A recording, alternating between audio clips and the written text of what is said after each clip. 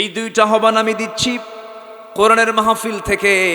সবাই এটাকে ফলো করব, কোরআনটাকে পরিপূর্ণ গ্রন্থ হিসেবে মানতে হবে। এবার আল্লাহ তাআলা বলছেন, বান্দারে আমি তোর মধ্যে কিছু গুণ দেখতে চাই, আমি তোর প্রতি রহমত নাজিল করব। মূল আলোচনার মূল আয়াতের দিকে আমি আস্তে আস্তে যাচ্ছি। আল্লাহ বলছেন, বান্দা তুমি কিছু কাজ করবে, আমার রহমত তোমার উপরে নাজিল হবে। আল্লাহ কাদেরকে ডাক দিচ্ছেন এই জায়গায়? কোনো কাফিরকে নয়, কোনো মুশরিককে নয়, কোনো জালিমকে নয়, কোনো ফাসিককে নয়, ইমানদারকে ডাক দিচ্ছেন। আমার বিশ্বাস এখানে যারা বসে আছেন আমরা সবাই ঈমান এনেছি কার উপরে? আল্লাহর উপরে। তাই ইমানদারদেরকে ডাক দিয়ে বলছেন, আপনাদেরকে ডাক দিয়ে বলছেন, আমাদেরকে আল্লাহ তাআলা ডাক দিয়ে বলছেন, যারা পারেন ঠোঁট মিলিয়ে বলুন, ওয়াল মুমিনুনা ওয়াল মুমিনাতু বা'দুহুম আউলিয়াউ বা'দ ইয়া'মুরুনা বিল মা'রুফি ওয়া ইয়ানহাউনা আনিল মুনকার ويقيمون الصلاة ويؤتون الزكاة ويطيعون الله ورسوله أولئك سيرحمهم الله إن الله عزيز حكيم জোরে বলুন আল্লাহু আকবার। সূরার নাম হলো সূরাতুত তাওবা, আয়াত নাম্বার ৭১। এই আয়াত আল্লাহ রাব্বুল আলামিন মুমিনদেরকে দেখতে চান প্রথমে ওই সমস্ত গুণ নিয়ে। মুমিনদেরকে আল্লাহ তাআলা দেখতে চান কেমন গুণ দিয়ে, কেমন গুণ নিয়ে দেখতে চান? এক নাম্বার গুণ হলো মুমিন পুরুষ এবং মুমিনা নারীরা তারা হবে পরস্পরের পরম বন্ধু হবে। কিন্তু দুঃখজনক হলো সত্য, আজকে কুফুরের শক্তি এক হতে পারলেও মুসলিম শক্তি আজকে এক হতে পারে নাই। আমার বন্ধুগণ, বাজারে গেলে পরে কোনটা ইলিশ, বাসি ইলিশ কোনটা, কোন ইলিশ মাছটা পচে গেছে নষ্ট হয়ে গেছে, কোনটা টাটকা ইলিশ আমরা কি বুঝি না? বুঝতে পারি। আল্লাহ ভালো মন্দ বোঝার মতো ক্ষমতা সবাইকে দিয়েছেন।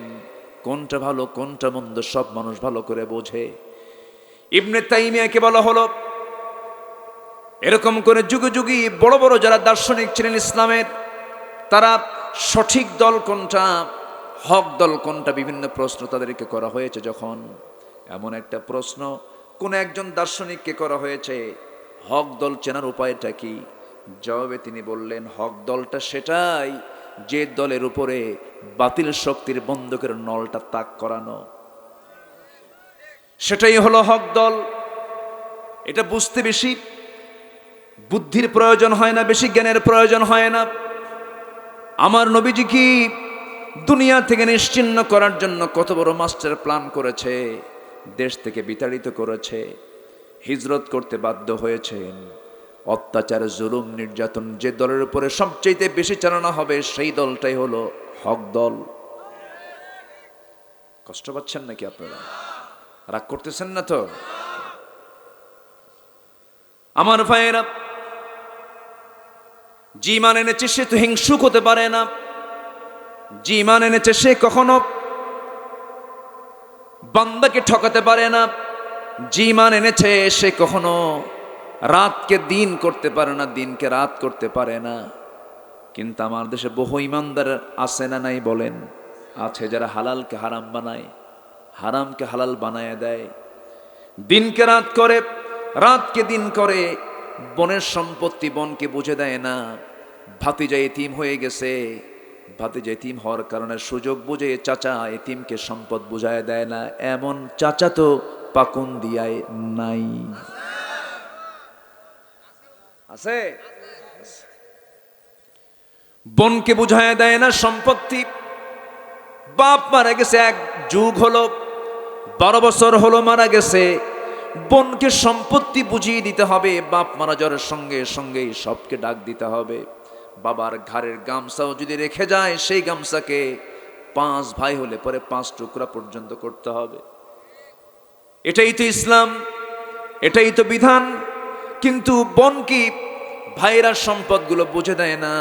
এক যুগ চলে যায়, বোনের অংশের জমিতে ধান লাগায়, সেই ধান নিজের গোলায় তোলে, আবার সেই ধান বিক্রি করে হজেও যায়, হজ তোমার কবুল হবে নাকি?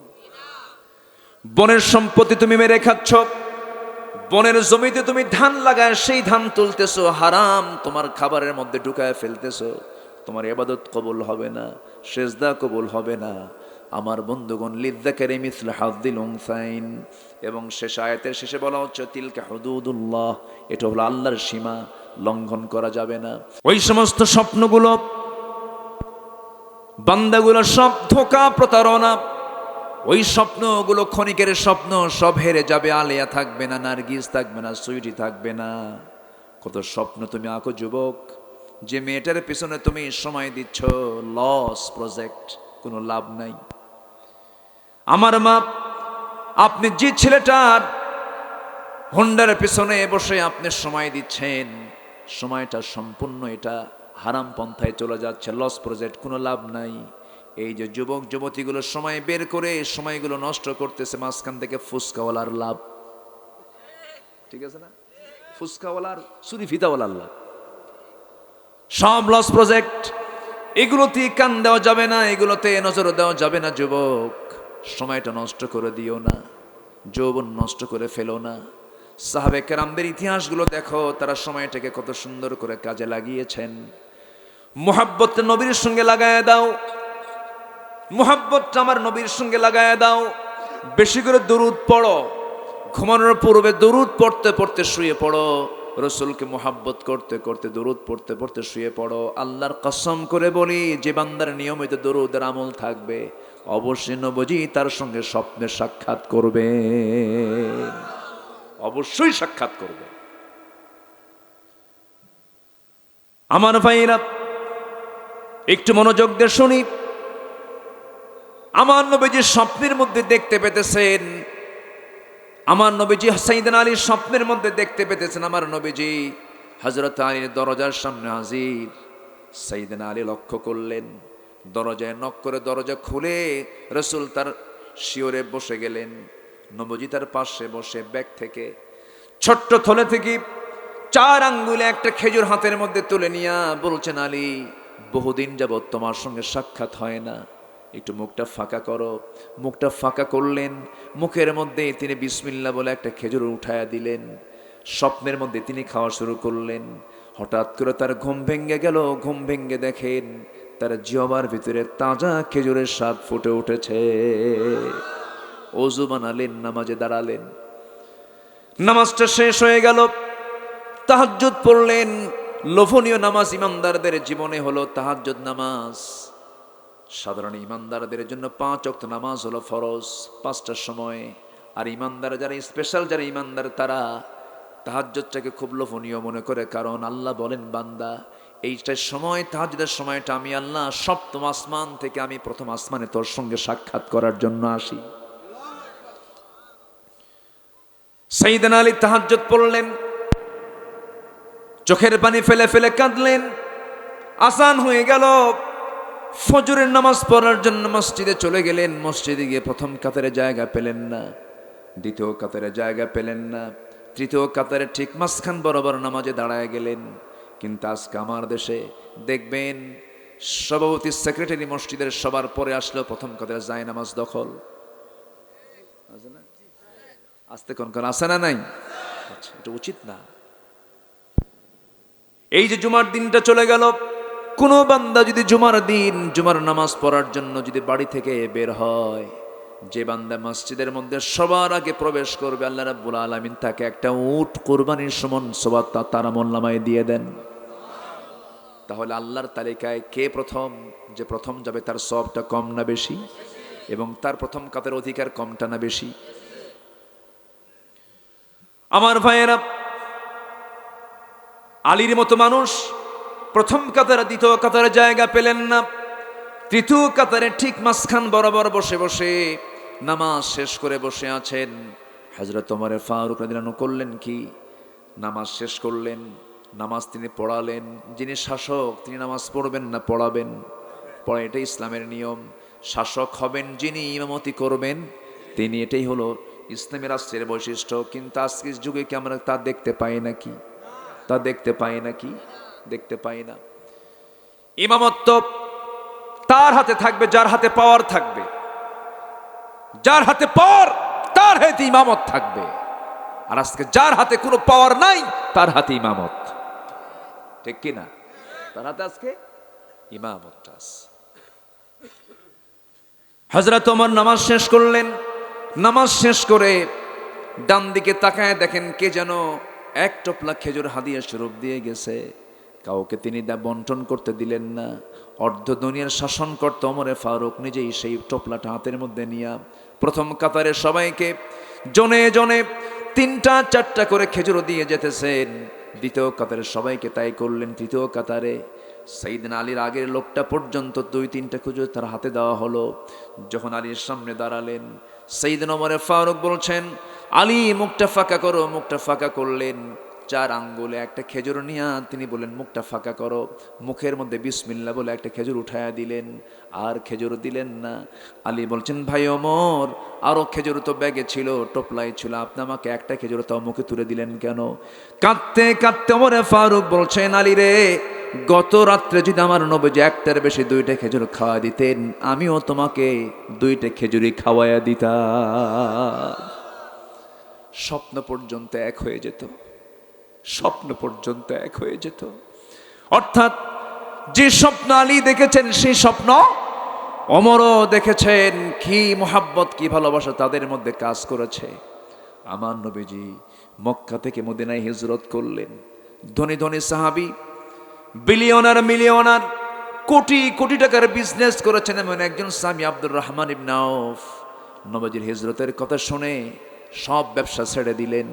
বউটা ইসলাম কবুল করে নাই, তাকেও ছেড়ে দিলেন। সন্তান রেখে, বউ বাচ্চা সবকিছু রেখে দিয়া, ব্যবসা বাণিজ্য রেখে দিয়া নবীর সঙ্গে রওনা দিয়ে মদিনা পর্যন্ত পৌঁছে গেলেন। মদিনায় পৌঁছার পরে আমার নবীর পিছনে ইক্তেদা করে বসে আছেন সামনের দিকে, নিচের দিকে তাকিয়ে তাকিয়ে একাকী কি যেন চিন্তা করে আব্দুর রহমান ইবনে আউফ বসে বসে আছেন। রাসূল তার দিকে তাকায়া নবীজি কান্না থামাতে পারলেন না। বলছেন, আব্দুর রহমান, তোমাকে মক্কায় কত সম্পদওয়ালা দেখেছি, আজকে তোমার মতো ফকির আর কেউ নাই। তুমি গরিব হয়ে গেছো, অসহায় হয়ে গেছো, বউ বাচ্চা কেউ নাই তোমার, তোমার কি কষ্ট হচ্ছে না? আব্দুর রহমান ইবনে আউফ বলছেন, হুজুর, কে বলেছে আমি গরিব হয়েছি? আমার সম্পদ সব হারিয়ে ফেললেও আমি আমার আল্লাহ এবং আল্লাহ রাসূলকে পেয়েছি। জোরে বলি সুবহানাল্লাহ। আমার নবীজি বলছেন, আব্দুর রহমান, তোমার জন্য কিছু করা দরকার। ও আব্দুর রহমান, দেখি তো তোমার জন্য কিছু করা যায় নাকি? একজন আনসার সাহাবীকে দেখলেন, আনসার সাহাবীকে ডাক দিলেন, বলেন, আনসার সাহাবী, এদিকে আসো, আমার আব্দুর রহমানের দিকে একটু খেয়াল রাখবে। আমার আব্দুর রহমান বড় ধনী মানুষ ছিল, হিজরতের কারণে আজকে কিচ্ছু নাই। এই কথা বলা মাত্রই সে আনসার সাহাবী করলেন কি, আব্দুর রহমান ইবনে আউফকে বললেন, ভাই, আমার ঘোড়ার পিঠে চড়ো। ঘোড়ার পিঠে তাকে উঠায় নিলেন। বড় বড় 2টা খেজুর বাগান তাকে দেখানো হলো। খেজুর বাগান দেখায় আনসার সাহাবী বলছেন, ভাই আব্দুর রহমান, এই বড় বড় 2টা খেজুর বাগান তোমাকে দেখালাম, আল্লাহ তাআলা আমাকে 2টা খেজুর বাগানের মালিক বানিয়ে দিয়েছেন। তোমার যে বাগানটা পছন্দ হবে সেই বাগানটা আমি এই মুহূর্তে আমি তোমার নামে দলিল করে দেব। আব্দুর রহমান ইবনে আউফ বললেন, ভাই আর কি করবে বলো? আনসার বলছে, ভাই, তোমার তো বউ বাচ্চা নাই, তোমার ঘর বাড়িও নাই, কিচ্ছু নাই। এই মুহূর্তে তোমার সঙ্গে মদিনার কোনো মেয়ের বাবা তোমার সঙ্গে বিয়ে দেবে না। এই জন্য তোমাকে খেজুর বাগানের সাথে আমার 2টা বউ আল্লাহ তাআলা দান করেছেন। যে কোনো একটা বউকে তালাক দেব, তুমি তাকে বিয়ে করে নিবা। জোরে বলুন সুবহানাল্লাহ। আব্দুর রহমান ইবনে আউফ বললেন, ভাই আমার খেজুর বাগানও লাগবে না, তোমার বউ তালাক দেওয়া লাগবে না, আমাকে ছোট্ট একটা বাজার দেখিয়ে দাও। সামান্য বিজনেস করার জন্য সামান্য একটা সাহায্য সহযোগিতা তুমি আমার জন্য করো। খেজুর বাগান বাদ দিয়া এবার তার জন্য ছোট্ট একটা বাজারে ব্যবসার বাণিজ্যের একটা ব্যবস্থা করে দেওয়া হলো। এমন ব্যবসায় বরকত পেলেন, কয়েক রাতে সোনা কামাই হলো, বিয়ে শাদী করলেন। নবীর কাছে 3-4 দিন পরে গিয়ে নবীর সামনে গিয়ে আসতে চট করে বসে আছেন, মাথা নিচু করে বসে আছেন। রাসূল বলছেন, আব্দুর রহমান, তোমার সুন্দর পোশাক আমি লক্ষ্য করছি, চেহারায় লাবণ্যতা চলে আসছি, 3-4 দিন যাবৎ তোমাকে আমার সামনে পাই না। আব্দুর রহমান, তুমি একটা কিছু করছো মনে হয়, বলো তো তুমি কি করেছো? হুজুর, বিয়ে শাদী করছি। রাসূল বলেন, বিয়ে শাদী করছো, টাকা পয়সা পাইছো কোথায়? হুজুর, ব্যবসা করেছিলাম, কয়েক রাতে সোনা কামাই করেছি, ওই টাকা পয়সা খরচ করে আমি বিয়ে শাদী করেছি। রাসূল বলেন, বিয়ে করলে আমার এতে দাওয়াত দিলা না? হুজুর মনি ছিল না। কি ছিল না? সহি বলো না, মনি ছিল না। আমার নবীজি রাগ করলেন না। রাসূল বলেন, বিয়ে তো জরুরি, বিয়ে তো করে নিয়েছো, ভালো কথা, কিন্তু টাকা পয়সা পাইছো কোথায়? হুজুর ব্যবসা করে টাকা পয়সা কামাই করেছে, এরপরে বিয়ে করেছি। আমার নবীজি এত বড় খুশি হলেন, শুধু আব্দুর রহমানের জন্য নয়, রাসূল দোয়া করছেন, আল্লাহ আমার আব্দুর রহমানের পরিবারের প্রতি তোমার খাস রহমত নাজিল করো, পরিবারের মালে বরকত দিয়ে দাও। এমন সুন্দর করে দোয়া করলেন। সেই দিন থেকে নিয়ে আব্দুর রহমান এমনকি তিনি যদি কোনো ছায়ের মধ্যে হাত দিতেন সোনা হয়ে যেত, এত বরকত পেলেন। মুতার যুদ্ধের সময় তিনি 3 বস্তা সোনা জিহাদের ময়দানে তিনি দান করেছেন। আল্লাহু আকবার বলেন। আমার ভাইয়েরা, তাহলে তাদের ভ্রাতৃত্ব, তাদের যে মোহাব্বত, তাদের যে ভালোবাসা পরস্পর ছিল, সেই মোহাব্বত ভালোবাসার উপর ভিত্তি করে এই দিনটা বিজয়ী হয়েছে। আল্লাহ বলছেন, বান্দারে মুমিন তো হয়েছ, 1 নম্বর গুণ তোমার অর্জন করবে, সেটা হলো ভ্রাতৃত্বের বন্ধন তৈরি করতে হবে, মোহাব্বত তৈরি করতে হবে। বিপদে মুসিবতে একজন আরেকজনের পাশে দাঁড়াতে হবে। এমন গুণ যদি অর্জন না করতে পারো, প্রকৃত মুমিন কখনো হতে পারবে। এই গুণ যখন অর্জন হয়ে যাবে, তোমার 4টা কাজ, বিরক্ত হচ্ছেন না তো? 4টা কাজ তোমরা করবা। নাম্বার 1 হলো ইয়ামুরুনা বিল মা'রুফি ওয়া ইয়ানহাউনা আনিল মুনকার। নাম্বার 1 হলো সৎ কাজের আদেশ দিবি, অসৎ কাজের বাধা প্রদান করবে। সৎ কাজের অর্ডার দেবে, অসৎ কাজের বাধা প্রদান করবে। এমন একটা কাজ তোমাকে করতে হবে, যে ইমানদার সৎ কাজের আদেশ দেয়, অসৎ কাজের বাধা প্রদান করে না, তার ঈমান এখনো ভালো করে আনা হয় নাই। আল্লাহ রাব্বুল আলামিন এই ব্যাপারে আরেক জায়গায় বলছেন, ওয়ালতাকুম মিনকুম উম্মাতুন ইয়াদউনা ইলাল খায়র ওয়া ইয়ামুরুনা বিল মা'রুফি ওয়া ইয়ানহাউনা আনিল মুনকার কুনতুম খায়রা উম্মাতিন উখরিজাত লিন-নাসি তা'মুরুনা বিল মা'রুফি ওয়া তানহাউনা আনিল মুনকার ওয়া তু'মিনুনা বিল্লাহ। জোরে বলুন আল্লাহু আকবার। তোমরা শ্রেষ্ঠ জাতি, মানুষের কল্যাণের জন্য তোমাদেরকে পাঠানো হয়েছে। তোমরা কি করবে? সৎ কাজের আদেশ দেবে, অসৎ কাজের বাধা প্রদান করবে এবং ঈমান আনবে কার উপরে? আল্লাহর উপরে। আল্লাহ তাআলা সৎ কাজের আদেশের কথা আগে বলেছেন এই আয়াতে, অসৎ কাজের বাধা দিতে বলেছেন। কিন্তু দুঃখজনক হলো সত্য, আজকে আমার দেশে এমন বহু দোকানদার আছে, নামের আগে আলহাজ লাগানো আছে, কিন্তু বিশাল বড় ইয়াবার ব্যবসা করে। আছে না নাই? মদের দোকান আছে, আছে না নাই? আবার মদের ফ্যাক্টরি উদ্বোধন হবে, হুজুরকে দাওয়াত দেয় এমন হুজুরও কিন্তু আছে। চলে যায়, দোয়া করতেছে, আল্লাহ মদের ফ্যাক্টরিতে বরকত দাও। যেরকম নাউজুবিল্লাহ। সিনেমা উদ্বোধন হবে, হুজুরকে দাওয়াত দেবে, হুজুর দোয়া করেন, আল্লাহ তুমি সিনেমায় ব্যবসা জমজমাট করে দাও। এরকম হুজুর আছে না নাই? একদম জান্নাতে পাঠায় দেয় মানুষকে, আছে না? আকলমন্দ ইশারা বাসাত, সচেতন ব্যক্তির জন্য ইঙ্গিতই যথেষ্ট, একটু বুঝে নেন। আমার ভাইয়েরা, ঈমান এনেছি আমরা, ঈমান আনতে গেলে ভ্রাতৃত্বের বন্ধনে আবদ্ধ হতে হবে, সৎ কাজের আদেশ দিতে হবে, অসৎ কাজের বাধা দিতে হবে। চুরি করব না, কাউকে চুরি করতে দেব না। একটা প্রশ্ন আমি করতে চাই, আমার দেশে মানুষ বেশি না চোর বেশি? ভালো করে কর, মানুষ বেশি না চোর বেশি?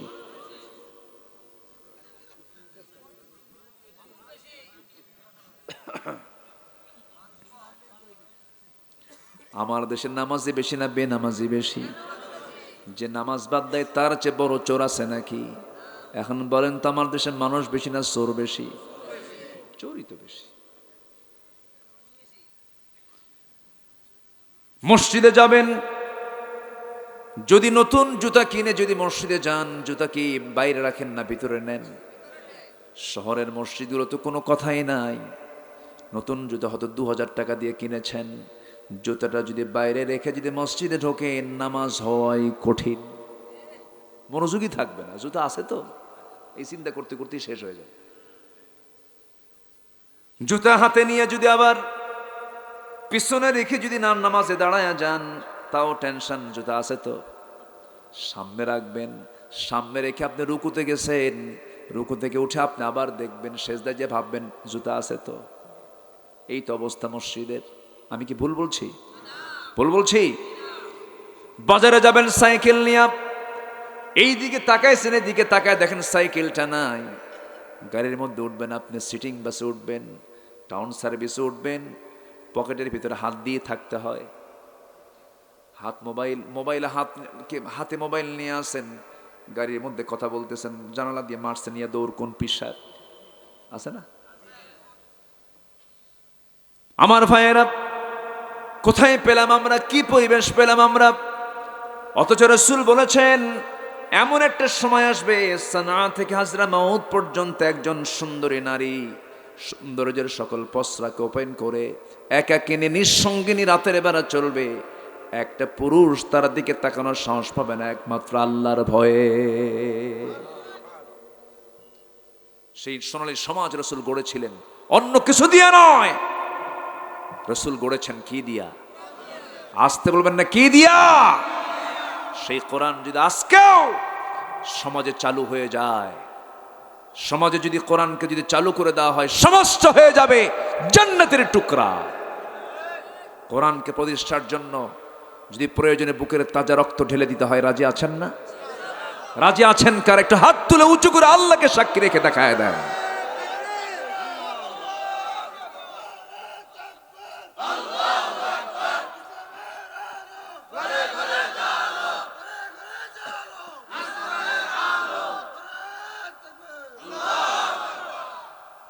সম্মানিত ভাইয়েরা, তাহলে এক নম্বর কাজ সৎ কাজে আদেশ দেওয়া, অসৎ কাজের নিষেধ না, বাধা দেওয়া।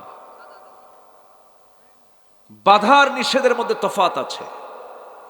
আমার নবীর দাওয়াত ছিল আমি চুরি করব না, কাউকে চুরি করতে দেব না। আমি জেনা করব না, কাউকে জেনা করতে। জেনা করলে তার শাস্তি হবে মিয়াতে জালদা, তাকে 100 দররা বেত্রাঘাত করতে হবে যদি সে অবিবাহিত হয়। আর যদি বিবাহিত যদি কোনো জেনাকার হয় তাহলে ফারজুমুহুমা নাকালাম মিনাল্লাহ, তাকে পাথর মেরে শেষ করে দাও। বিধানকার? আসতে বলবেন না, কার? আল্লাহ। এই জাতীয় দাওয়াত যখন রাসূল দিলেন, আবু জেলদের কি মাথা ঠিক থাকার কথা? মাথা ঘুরে উঠছে, মোহাম্মদ এগুলো কয় কি? এ তো সব শেষ করে ফেলবে দেখতেছে।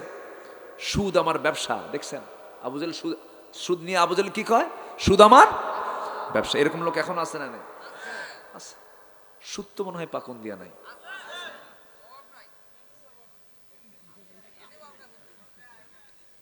খুব সাদা মাঠা মানুষ না? আমি দোয়া করব, আরো চালাবো ইনশাআল্লাহ। জোরে বলে ইনশাআল্লাহ। আমি লক্ষ্য করেছি 2-1 ভাই উঠে গেছেন, আর নতুন করে কেউ উঠবেন না। উঠলে ধরে ফেলবেন, আরেকজন বসায় দিবেন।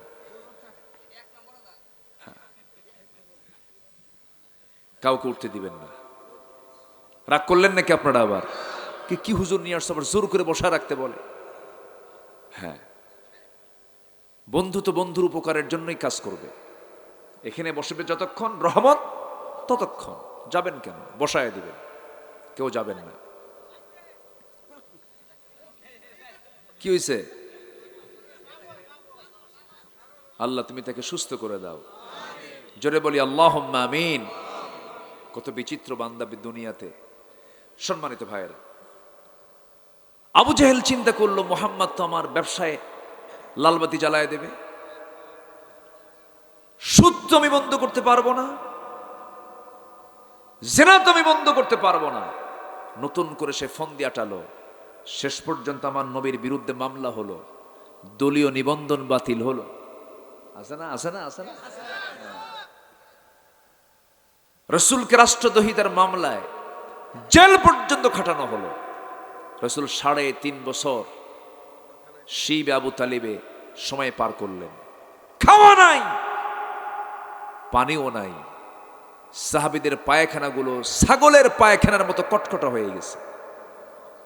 বাবলা গাছের কাঁটাযুক্ত ছাল টেনে ছিঁড়ে মুখের মধ্যে দিতে নিয়ে রস নিয়ে কিছু ক্ষুধা নিবারণ করবেন। বাবলা গাছের কাঁটা যখন মুখের মধ্যে ঢুকাইয়াছেন, কাঁটা ঢুকে ফিঙ্কি দিয়ে ঠোঁট দিয়ে রক্ত বের হয়ে গেছে। কি কষ্ট, নিদারুণ যন্ত্রণা। পাহাড়ের পদদেশে ওই পাথরের উপরে মাঝে মাঝে কিছু ঘাস জন্মাতো, সামান্য হালকা বৃষ্টিতে সেই ঘাসগুলো চাবায়া চাবায়া সাহাবায়ে কেরাম ক্ষুধা নিবারণ করেছেন। এত কষ্ট, ত্যাগ, নির্যাতন, নিপীড়ন সহ্য করেছেন একটাই কারণ, সেটা হলো কোনো অন্যায় করব না, অন্যায় করতে দেব না। শেষ পর্যন্ত রসুলকে তারা থাকতেই দিল না। মক্কার মানুষ রসুলকে দুনিয়া থেকে বিদায়ের শেষ চেষ্টা পর্যন্ত করতে থাকলো। সাইয়েদনা আবু বকরকে একদিন ধরেই ফেললো তারা, একদম হারামের ঠিক সামনে। সাইয়েদনা আবু বকর সেজদা দিচ্ছেন, এমন সময় পিছন থেকে উতবা, শাইবা, মুগিরা, ওয়ালিদ, কাট্টা কাট্টা কাফেররা চতুর্দিক থেকে ঘেরাও করে ফেললো। চিৎ করে সয়া দিয়া নাকের উপরে খড়ম জুতা, কাঠের খড়ম জুতা পায়ে চাপায় দিয়া নাক বোচা করে দিল। ফিঙ্কি দিয়ে রক্ত পড়া শুরু হলো। আবু বকরের পাশে কেউ নাই, তারা মেরে রক্তাক্ত করে ফেলে দিয়ে চলে গেছে। ভেবেছে আবু বকর মনে হয় মারা গেছে। কিছুক্ষণ পর তার সেন্স ফেরেই তিনি ভাবছেন, আমার রাসূল কেমন আছেন? আল্লাহু আকবার, আমার রাসূল কেমন আছেন? এই চিন্তা করতে করতে রক্তাক্ত নাক নিয়া নবীর দরজায় এসে ডাকতেছেন, হুজুর দরজা খুলেন। সাত সকালে দরজায় নক দিয়ে যখন রাসূলকে ডাকানো হচ্ছে, রাসূল দরজা খুলেই দেখেন রক্তাক্ত চেহারা আবু বকরের। আমার নবীজি বলছেন, আবু বকর এমন সিচুয়েশন কেন হলো, কিভাবে হলো আমাকে জানা হুজুর। সেজদা দিতে গিয়েছি আমি, কাফের মুশরিকরা আমাকে মেরে ফেলার নিয়তে আমাকে এমন রক্তাক্ত করে দিয়েছে। হুঁশ ফিরেই আমি চিন্তা করলাম আপনি কেমন আছেন, আপনাকে দেখতে আসছি। আমার রাসূল বলছেন, আবু বকর খবর কি বলো হুজুর? মক্কার হাওয়া ভালো না, চোরা গুপ্ত হামলা শুরু হয়ে গেছে, আপনাকে মেরেও ফেলতে পারে হুজুর। চলুন আমরা মক্কার বাইরের সাইডে চলে যাই। আমার রাসূল বলছেন, আবু বকর চলো, তোমার তো অবস্থা খারাপ, তুমি সহ আমি দুইজন মিলে আমরা একটু বাইরে যাই। মক্কার আউটসাইড মরু অঞ্চল এলাকায় রাসূল চলে গেলেন তাকে সঙ্গে করে নিয়ে। রক্ত পড়া বন্ধ হয় না। নবীজি বলছেন, আবু বকর তুমি তো মরে যাবে, রক্ত পড়া বন্ধ না হলে কি করা যায়? আমার নবীজি মেষের পাল খুঁজলেন, উটের পাল খুঁজলেন, পাচ্ছেন না। একটা ছোট্ট ছাগল পাল পেলেন। ছাগলওয়ালাকে ডাক দিয়ে বলছেন, রাখাল একটা সাগি দেবে নাকি? কি করবেন? দুধ দহন করব আমি, দুধ দহন করব আমি, আমাকে দাও একটা সাগি। রাখাল বলছে, না না দেওয়া যাবে না, কারণ ছাগলগুলো তো আমার নয়, আমি হলাম এটার রক্ষক। আমি যদি কেয়ারটেকার, যদি আমি এটাকে আপনার হাতে তুলে দেই, আমার মালিকের সঙ্গে আমার আমানতের খেয়ানত হয়ে যাবে। আমার নবীজি মুস্কি মুস্কি হাসি মানে, হারে একজন সাধারণ রাখাল, ইমান নাই কিন্তু ইমানের গুণ আছে। আর আজকের মুসলমানদের ইমান আছে কিন্তু ইমানের গুণ নাই। নবীজির কথাটা পছন্দ হলো। রাসূল বলছি, নো রাখাল, আমি তোমার কাছে এখন এমন একটা সাগি দাবি করব যে সাগিটার ওলনে কখনো দুধ আসে নাই, পেটে কখনো বাচ্চা আসে নাই, ছোট্ট একটা সাগি তুমি আমাকে দাও। রাখাল মুস্কি মুস্কি হাসি মেরে মনে মনে চিন্তা করতেছে, ছোট্ট সাগি দিয়ে এই লোকটা কি করবে, দেখি একটু দিয়ে দেখি। সে তো জানে না লোকটাকে। আমার নবীর হাতে যখন ছোট্ট সাগি দেওয়া হলো, কোলের মধ্যে নিলেন। সাগিটার পিছনের দুই পার ঠিক মাঝখান বরাবর, ওলান বরাবর আমার নবীজি দুটা বরকতি হাত রাখলেন। গোটা ওলানটা দুধে টান টান হয়ে গেছে, ভরপুর হয়ে গেছে। রাসূল বলেন, রাখাল একটা বাটি নিয়ে আসো। বাটি নিয়ে আসা হলো। আমার নবীজি দুধ দহন করতে করতে করতে করতে বাটিটা দুধ পূর্ণ করে ফেললেন। বাটিটা হাতের মধ্যে নিয়ে রাসূল মুস্কি হাসি মেরে বলছেন, আবু বকর রক্তাক্ত হয়েছে, এখন বরকতের দুধ খাও, বরকতের দুধ পান করো। সাইয়েদনা আবু বকর রাদিয়াল্লাহু তাআলা আনহু দুধের বাটি হাতে নিয়ে বিসমিল্লাহ বলে সেবন করা শুরু করলেন। দুধ পান করছেন। পান করতে করতে করতে করতে গোটা পেটের চামড়া টাইট হয়ে গেছে, এত রুচি তিনি পাচ্ছিলেন। খাওয়ার পরে রাসূল বলছেন, আবু বকর কেমন দুধ পান করলে? হুজুর জীবনে এত দুধ খাই নাই, কিন্তু হুজুর এত দুধ পান করলাম, পেটটাও ভরলো, কিন্তু বাটির দুধ তো ফোরে না। সুবহানাল্লাহ বলবেন না? ইন্নাল্লাহা ইয়ারযুকু মান ইয়াশাউ বিগাইরি হিসাব। রাসূল বললেন, আবু বকর দুধ কখনো ফুরাবে না, তুমি এখন রাখালকে দিয়ে দাও। রাখালকে দেওয়া হলো। রাখাল উটের সেই দুধের বাটিটা হাতের মধ্যে নিয়ে যখন খেতে শুরু করবে, রাসূল বিসমিল্লাহ বলে দিলেন। পেটের চামড়া টাইট হয়ে গেল, দুধ পান করতে করতে দুধ বাটি থেকে ফোরে না। রাসূল বললেন, শোনো আবু বকর, এই জায়গায় যদি আরো কিছু আল্লাহর গোলাম এখানে থাকতো, তারাও দুধে মুখ দিলে পরে দুধ ফুটতো না, যতক্ষণ না বাটিতে আমার মুখের স্পর্শ না লাগবে। দাও, বাটি আমার হাতে দিয়ে দাও। আমার নবী বাটিটা হাতের মধ্যে নিলেন। রাসূল আগে খেতেন না খাওয়াতেন? আসতে বলবেন না, খেতেন না খাওয়াতেন? নবীজির সুন্নাত, আমরা এটা ফলো করবো, জোরে বলে ইনশাআল্লাহ। রাসূল আগে খেতেন না খাওয়াতেন? একজন আদর্শ নেতার গুণ হবে আগে খাওয়া না খাওয়ানো, আগে নিজে খাওয়ানো, অপরকে খাওয়ানো। আমার দেশের আজকে অধিকাংশ নেতাগুলো আগে খায় না খাওয়ায়। ভালো করে খন, খায় না খাওয়ায়। আমার নবীজি শুধু সবাইকে খাওয়াতেন না, এমনকি বাড়ির বউ পর্যন্ত, স্ত্রী পর্যন্ত।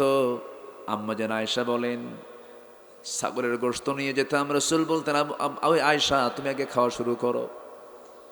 দুধ নিয়ে যেতাম, গ্লাসটা নিয়ে বলতাম, হুজুর দুধটা পান করেন। ঠেলে দিয়ে বলতেন, আয়েশা তুমি আগে খাও, তুমি আগে পান করবা, কিছু আমার জন্য রেখে দিবা। আমার রাসূল দেখতেন আয়েশা কোন দিক দিয়ে ঠোঁট লাগায়া খায়। আমি আয়েশা যে দিক দিয়ে ঠোঁট লাগায় লাগায় পান করতাম, আমার নবীজি ঘাড়টা একটু নিচু করে দেখতেন, মার্কিং করতেন আমি আয়েশা কোন জায়গায় আমার ঠোঁটটা লাগিয়ে দিয়েছি। গ্লাসটা হাতের মধ্যে নিয়ে রাসূল সেই দিকে ঠোঁট লাগাতেন যেই দিকে আমি আয়েশা ঠোঁট লাগাতাম। জোরে বলি সুবহানাল্লাহ। মোহাব্বতটা আজকে যেখানে থাকার কথা ছিল স্বামী স্ত্রীর মধ্যে, সেই মোহাব্বতটা আজকে ঘরে ঘরে নেই, সেই মোহাব্বত চলে গেছে বটতলা গাছতলা। আমার নবীজি ঘরের বউটাকে পর্যন্ত আগে খাওয়ার জন্য বলতেন, তুমি আগে খাও, এরপর আমি আগে খাবো। আমি আগে খাবো না, তুমি আগে খাবে। বউটাকে আগে খাওয়ায় দিতেন। বউকে আগে খাওয়ানো সুন্নাত, আলহামদুলিল্লাহ। অন্যের বউ না, কিন্তু নিজের বউ, এটা যেন মনে থাকে আবার। হ্যাঁ, আর যার বউ নাই, দেখছেন প্রশ্ন করছে, আজকে শ্রোতাও পাইছি, জুত মতো শ্রোতা পাইছি, সব ঠোঁট কাটা, আলহামদুলিল্লাহ। আমার নবীজি বউটাকে পর্যন্ত আগে খাওয়াতেন, কারণ তিনি জানতেন আমার বউ যদি আমাকে ভালো বলে, আল্লাহ আমাকে ভালো বলবেন। আল্লাহু আকবার বলবেন না? যার স্বামী বলবে আমার বউ ভালো, সেই বান্দি আল্লাহর কাছে ভালো। আর যে স্ত্রী বলবে আমার স্বামী ভালো, সেই বান্দা হলেন আল্লাহর কাছে ভালো। আমরা নিজেদের কাছে ভালো হব, জোরে বলি ইনশাআল্লাহ। বুজুর্গ বুজুর্গর ভাব, কিন্তু আপনি কত বড় বুজুর্গ বউ ভালো করে জানে, ঠিক কিনা? আপনি বুজুর্গ না লুচ্চা, এটা বউ ভালো জানে। এই জন্য সবার আগে নিজের স্ত্রীর কাছে, সবার আগে নিজের স্বামীর কাছে ভালো হতে হবে, ঠিক কিনা? রাসূল সম্পত্তির ব্যাপারে আজকে আমাদের পক্ষে কথা বলেছেন ভালো, আবার বলতেছেন বউকে আগে খাওয়ানোর সুন্নত, এটাও ভালো। কিন্তু হুজুর কি খবর, দুই যুগ ধরে এই সংসারে জীবন যাপন করলাম, সারা জীবন ইলিশ মাছ আনছে, ইলিশ মাছ কুটলাম, কিন্তু কাল্লা জোটে নাই। আছে না? আসতে বলবেন না, আছে না নাই? মাছের কাল্লা কে খায়? বউ খায় না স্বামী খায়? হ্যাঁ, মাঝে মাঝে দিয়েন, এটা ভাগ করে দিবেন। আলহামদুলিল্লাহ বলবেন, আলহামদুলিল্লাহ বলবেন না? রাসূল সব শিখিয়েছেন, সব শিখিয়েছেন। রাসূল নিজে আগে সালাম দিয়েছেন বউকে। আম্মা জান আয়েশা বলেন, আমি রাসূলকে কখনো আগে সহজে সালাম দিতে পারতাম না, কোন সাহাবীও সহজে পারতেন না। রাসূল চট করে সালাম দিতেন। আর অনেকে সালামের মোশন নিয়ে থাকে, আমার সালাম দিক, আছে না নাই? আচ্ছা, এক সাহাবী টেকনিক করলেন, রাসূলকে আজকে যেমন করে হোক আগে সালাম দেব। মোটা বৃক্ষের আড়ালে দাঁড়ায় গেছেন, রাসূল হেঁটে হেঁটে আসতেছেন, চট করে বের হয়ে দিয়েছেন সালাম। রাসূল উত্তর নিয়ে বলতেছে, এইরকম টেকনিক করে আগে সালাম দিলে সওয়াব পাবা না। জোরে বলি সুবহানাল্লাহ। কি ছিলেন না আমার রাসূল! আমার নবীজি দুধের বাটি হাতের মধ্যে নিলেন, বিসমিল্লাহ বলে সেবন করলেন। দুধের বাটি, দুধ শূন্য হয়ে গেছে, ফাঁকা হয়ে গেছে। রাসূল বললেন, রাখাল বাটিটা এখন রাখো, আমরা এখন চলে যাব, সন্ধ্যা হয়ে গেছে। আবু বকর, চলো নিজ নিজ ঘরের দিকে চলে যাই, পরিবেশ মনে হয় ঠান্ডা হয়ে গেছে। রাখালের চোখে পানি, রাখাল কাঁদে। রাসূল বলছেন, রাখাল তুমি কান্না করছো কেন? কি তোমার দুঃখ, কি তোমার কষ্ট বলো? রাখাল বলছে, আমাকে একটু নিয়ে যান আপনার সাথে। রাসূল বলছেন, কেন? তুমি কিছুক্ষণ আগে তো একটা ওয়াজ করছো, তোমার আমানতের খেয়ানত হয়ে যাবে। রাখালগুলো, এই ছাগলগুলো দেখবে কে? তাও তো কথা। রাসূল বললেন, তুমি থেকে যাও। রাখাল বলতেছি, থাকবো, কিন্তু একটা দাবি আপনার কাছে রয়ে গেছে। আমার কি দাবি? আপনি যখন ছোট্ট ছাগিটা আপনি ওলানে কোলের মধ্যে নিয়ে যখন ওলানে হাত দিলেন, দুধ পূর্ণ হয়ে গেল। ওলান সুন্দর করে দহন করলেন, বাটি পূর্ণ দুধ হয়ে গেল। কি যেন পড়লেন আপনি? সেই দোয়াটা আপনি না শেখায় দেওয়া পর্যন্ত আমি আপনাকে যেতে দেব না। রাসূল বললেন, তুমি যদি সেই দোয়া 1000 বার পড়ো কোনো কাজ হবে না। কারণ তুমি এই দোয়াটা কেন পড়বে বলো তো? হুজুর, মাঝে মাঝে আমি দোয়াটা পরে ফু দেব, দুধ খাবো। রাসূল বললেন, কাম হবে না। কেন? তোমার মধ্যে শিরকিয়াতের গন্ধ, শিরকিয়াতের পচা দুর্গন্ধ নিয়ে 1000 বার দোয়া পড়লে কোনো কাজ হবে না। এবার রাখাল কাঁদতে কাঁদতে বলছেন, শুনেছ অনেক নাম, মক্কার মাটিতে আব্দুল্লাহর পুত্র মুহাম্মদ আল্লাহর নবী আছেন। আপনার চেহারা, আপনার কথা প্রমাণ করে আপনি সেই ব্যক্তি হবেন। রাসূলকে চিন্তার দেরি হলো না। রাসূল বলছেন, রাখাল তুমিও বুঝতে ভুল করো নাই, আমি আল্লাহর পয়গম্বর মুহাম্মদ সাল্লাল্লাহু আলাইহি ওয়াসাল্লাম। সঙ্গে সঙ্গে রাখালটা হাত বাড়ায় দিয়েছে। রাসূল তার হাতটা হাতের মধ্যে নিয়ে বলছেন, আশহাদু আল্লা ইলাহা ইল্লাল্লাহু ওয়াহদাহু লা শারীকা লাহু ওয়া আশহাদু আন্না মুহাম্মাদান আবদুহু ওয়া রাসূলুহু। হেদায়েতের মালিক কে? আসতে বলবেন না, হেদায়েতের মালিক কে? আল্লাহ তাআলা। হেদায়েত আল্লাহ দিয়ে দেন। উতবা, শাইবা, মুগিরা, ওয়ালিদ কাট্টা কাট্টা কাফের মেরে আবু বকরকে রক্তাক্ত করে দিল। আর এই দিকে একটা রাখাল কালেমা পড়ে মুসলমান হয়ে গেছে। সেই রাখাল সাধারণ কোন রাখাল নন, তিনি হচ্ছেন আব্দুল্লাহ ইবনে মাসউদ রাদিয়াল্লাহু তাআলা আনহু। আল্লাহু আকবার। মাঝে মাঝে তিনি কোরআন তেলাওয়াত করতেন। একদিন রাসূল বলছেন, এই তেলাওয়াতটা কার তেলাওয়াত? হুজুর আব্দুল্লাহর তেলাওয়াত। রাসূল বলছেন, মাঝে মাঝে আমার কাছে মনে হয় এই তেলাওয়াতটা এমন সুন্দর করে জিবরিল আমিন ওহী নাজিল করেন। আল্লাহু আকবার বলেন।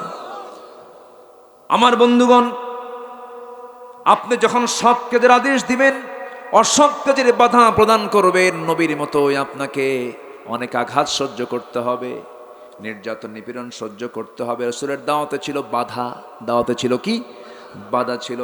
সেইটাই প্রকৃত দাওয়াত। যে দাওয়াতে বাধা সৃষ্টি হয়, বাতিলরা খেপে যায়, রেগে যায়, সেটা হচ্ছে হকের দাওয়াত। সেটা কিসের দাওয়াত? হকের দাওয়াত।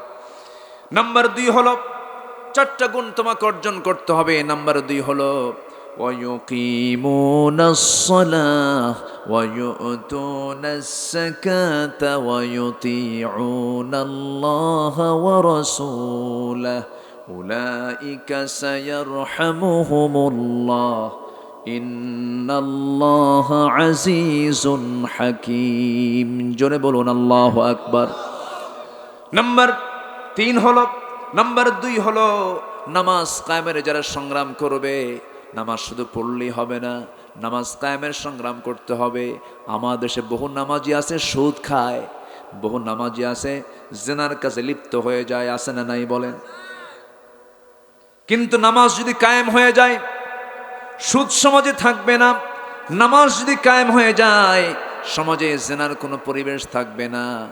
নামাজ আদায় হলে সেই এলাকায়, সেই সমাজে সুদ থাকবে, জেনা থাকবে। নামাজ কায়েম হলে সেই সমাজে এগুলো থাকবে না। নামাজ কায়েম হোক, সবাইকে চান নাকি? এটা কি এমনি এমনি আসবে নাকি? এমনি এমনি আসবে না। রাসূল হিজরত করেছেন, মদিনায় চলে গেছেন। বদর যুদ্ধ তাকে করতে হয়েছে, উহুদ যুদ্ধে অংশগ্রহণ করতে হয়েছে, উহুদের ময়দানে দাঁত ভাঙতে হয়েছে, খন্দকের প্রান্তরে কোদাল মারতে মারতে নবীজির কোমরটা হেরে গেছে। নবীজির নবীজির মৃত্যুর দিন পর্যন্ত, খন্দকের পরীক্ষা খননের পর থেকে না মৃত্যুর দিন পর্যন্ত আমার নবীজি কোমর সোজা করে কখনো দাঁড়াতে পারেন নাই। যে দিন কায়েম করতে গিয়ে বিশ্বনবীর দাঁত হেরে যায়, কোমর হেরে যায়, সেই কোমর ভাঙ্গা, দাঁত ভাঙ্গা ইসলাম প্রতিষ্ঠার জন্য আমাদেরও ত্যাগ স্বীকার করার দরকার আছে না নাই? মুনাফিকরা নামাজ পড়তে পারে, মুনাফিকরা রোজা রাখতে পারে, মুনাফিকরা ময়দানে জিহাদে যেতে পারে না। ওরা বলে যত রক্ত লাগে দেব, প্রয়োজনে লোক পাঠাবো, আমি যাব না। এরকম পাবলিক আমার দেশে আছে না নাই? সময় যে আজকে কেন এত তাড়াতাড়ি চলে যাচ্ছে বুঝলাম না।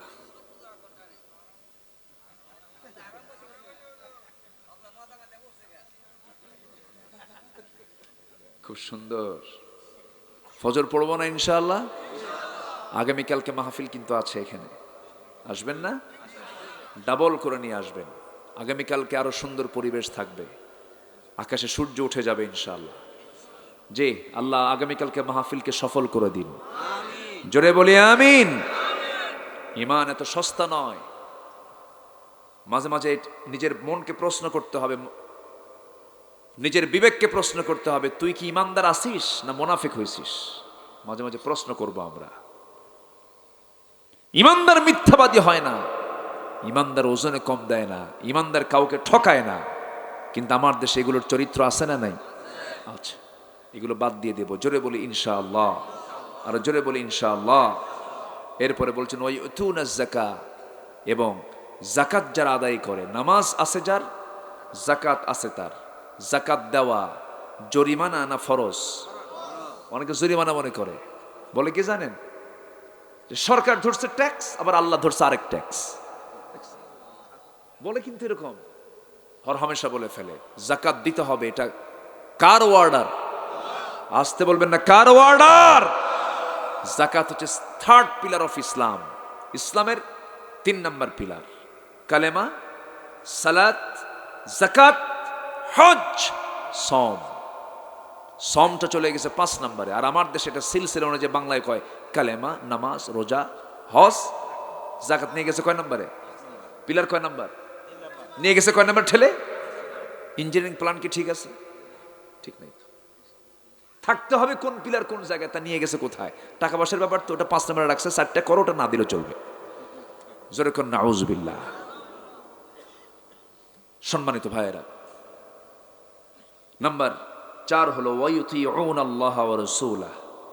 নাম্বার 4 হলো জীবনের সকল জায়গায় আল্লাহ এবং রাসূলের আনুগত্য করা।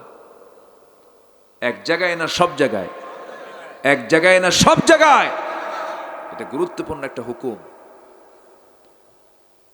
কি ঈমান এনেছিলেন সাহাবায়ে কেরাম, কি ঈমান এনেছেন যুগে যুগে নবীর যারা অনুসারী ছিলেন। একজন মহিলার কথা আমার সর্বশেষ মনে পড়ছে। আল্লাহ তাআলা তার নামটা কোরআনে উল্লেখ করেননি, কিন্তু তার পরিচয় দিয়েছেন ইমরাআত ফিরাউন বলে। ফেরাউনের বউ ছিল একজন, নাম কি? কি নাম? কার বউ?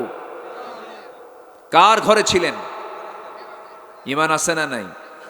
আর আজকে বহু মুসলমানের ঘরে মহিলা আছে, ঈমান নাই। আর ফেরাউনের ঘরে থেকে কি আছে? ঈমান আছে। ঈমানদারের চরিত্র হবে হলো বাইম মাছের মতো। বাইম মাছ চিনেন তো? বাইম মাছের যেটা ছোট, ওটাকে কি বলে?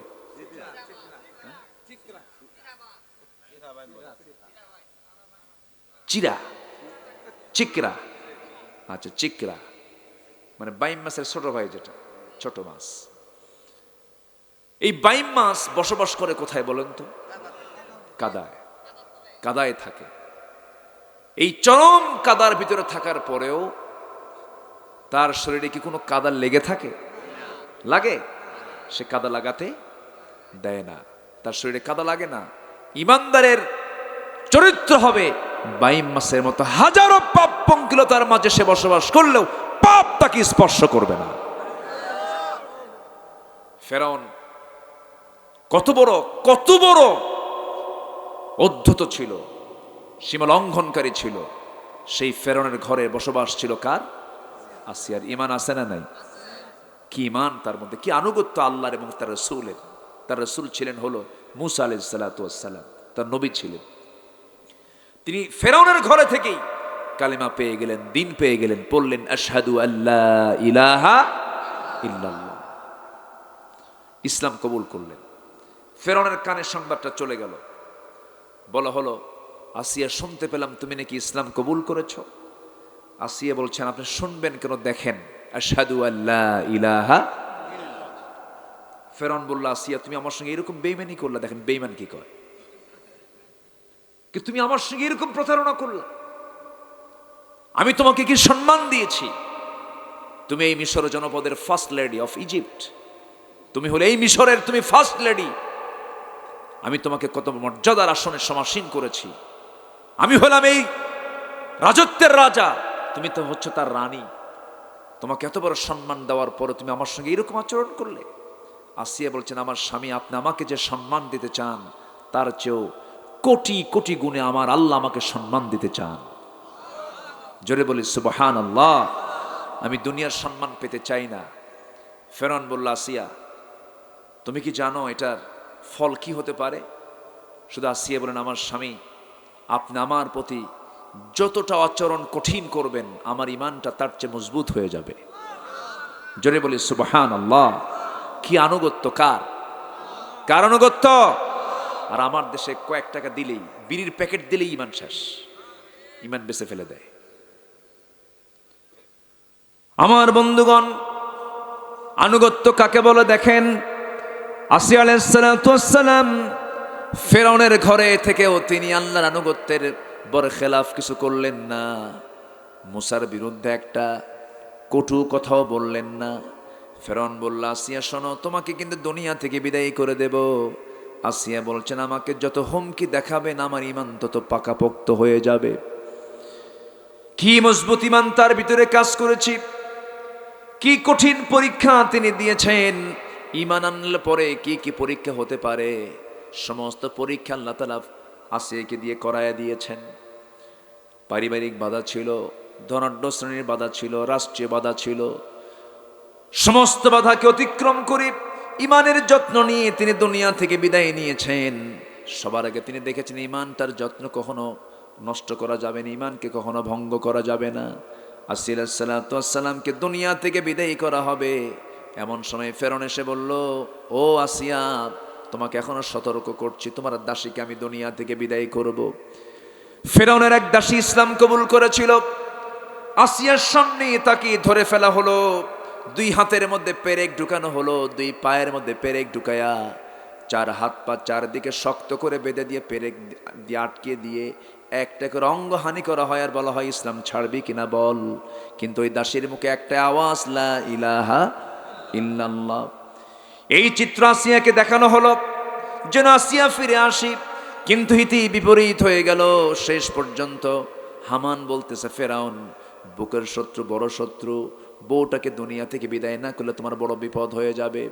ফেরাউন হামানের পরামর্শ নিয়া জল্লাদ রেডি করে আসিয়ার সামনে হাজির করে দিল, আসিয়াকে মেরে ফেলা হবে। জল্লাদ হাতের মধ্যে করাত নিয়ে তার কপালের দিকে আগায়া দিয়েছে। এমন সময় বলা হচ্ছে আসিয়া এখনো সময় আছে, তুমি কি করবা বলো। আসিয়া বলছেন তোমরা আমাকে যে হুমকি দেখাচ্ছ সেই হুমকিতে আমি ভীত সন্ত্রস্ত নেই, কারণ আমার নাকের ভিতরে আমি জান্নাতের গন্ধ পেতেছি। আসিয়া আলাইহিস সালাতু ওয়াস সালাম ঠিক এই কঠিন মুহূর্তে কি করলেন, কি মজবুত ইমানদারের পরিচয় দিলেন। করাত যখন তার কপালে নেওয়া হলো, রক্ত পড়বে টপ টপ করে, গড়ে গড়ে রক্তগুলো পড়তেছে, দুই টুকরা করে তাকে দুনিয়া থেকে শহীদ করে দেওয়া হচ্ছে। এমন সময় আসিয়া আল্লাহকে বললেন, আসিয়া আলাইহিস সালাতু ওয়াস সালাম দোয়া করছেন।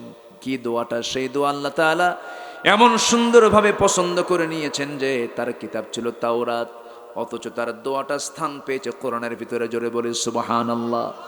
কি দোয়া করলেন? রব্বি বিনিলি ইনদাকা বাইতান ফিল জান্নাতি ওয়া নাজ্জিনি মিন ফিরআউনা ওয়া আমালিহি। আল্লাহ আমি তো দুনিয়া থেকে বিদায় হচ্ছি, ও আল্লাহ তুমি আমার জন্য বানায় দিবা ইনদাকা তোমার কাছে বাইতান একটা ঘর ফিল জান্নাত জান্নাতের মধ্যে। আল্লাহ আমি বেশি ঘর চাই না, মাত্র ছোট্ট ঘর চাই, যে ঘরের দেওয়ালটা হবে তোমার ঘরের দেওয়ালের সাথে। জোরে বলে সুবহানাল্লাহ। আমি দুনিয়া থেকে বিদায় নেব আল্লাহ, আমার কাছে তোমার কাছে ফিরে যাওয়াটা আমার জন্য উত্তম। ওয়ানাজ্জিনি মিন ফিরআউনা ওয়া আমালিহি, ফিরআউন থেকে তার দুষ্কর্ম থেকে তুমি আল্লাহ আমাকে বাঁচায় দাও। এমন সুন্দর দোয়া করলেন, দোয়া করতে করতে দুনিয়া থেকে বিদায় নিলেন। আর গোটা দুনিয়ার সমস্ত নারী সমাজ, সমস্ত মুসলিম সমাজকে জানান দিচ্ছেন, দেখো দুনিয়ার সমস্ত পদ পদবী, সমস্ত দুনিয়াবী সমস্ত মোহ সব কিছু মাইনাস করে আল্লাহর পথে টিকে থেকে কেমন করে জান্নাতে যেতে হয়। জোরে বলেন সুবহানাল্লাহ। আনুগত্য, এই চারটা কাজ যারা করবে আল্লাহ রাব্বুল আলামিন বলছেন উলাইকা সায়ারহামুহুমুল্লাহ, এই সমস্ত বান্দাগুলোই হবে আল্লাহর রহমত প্রাপ্ত বান্দা। জোরে বলি সুবহানাল্লাহ, আরো জোরে বলি সুবহানাল্লাহ।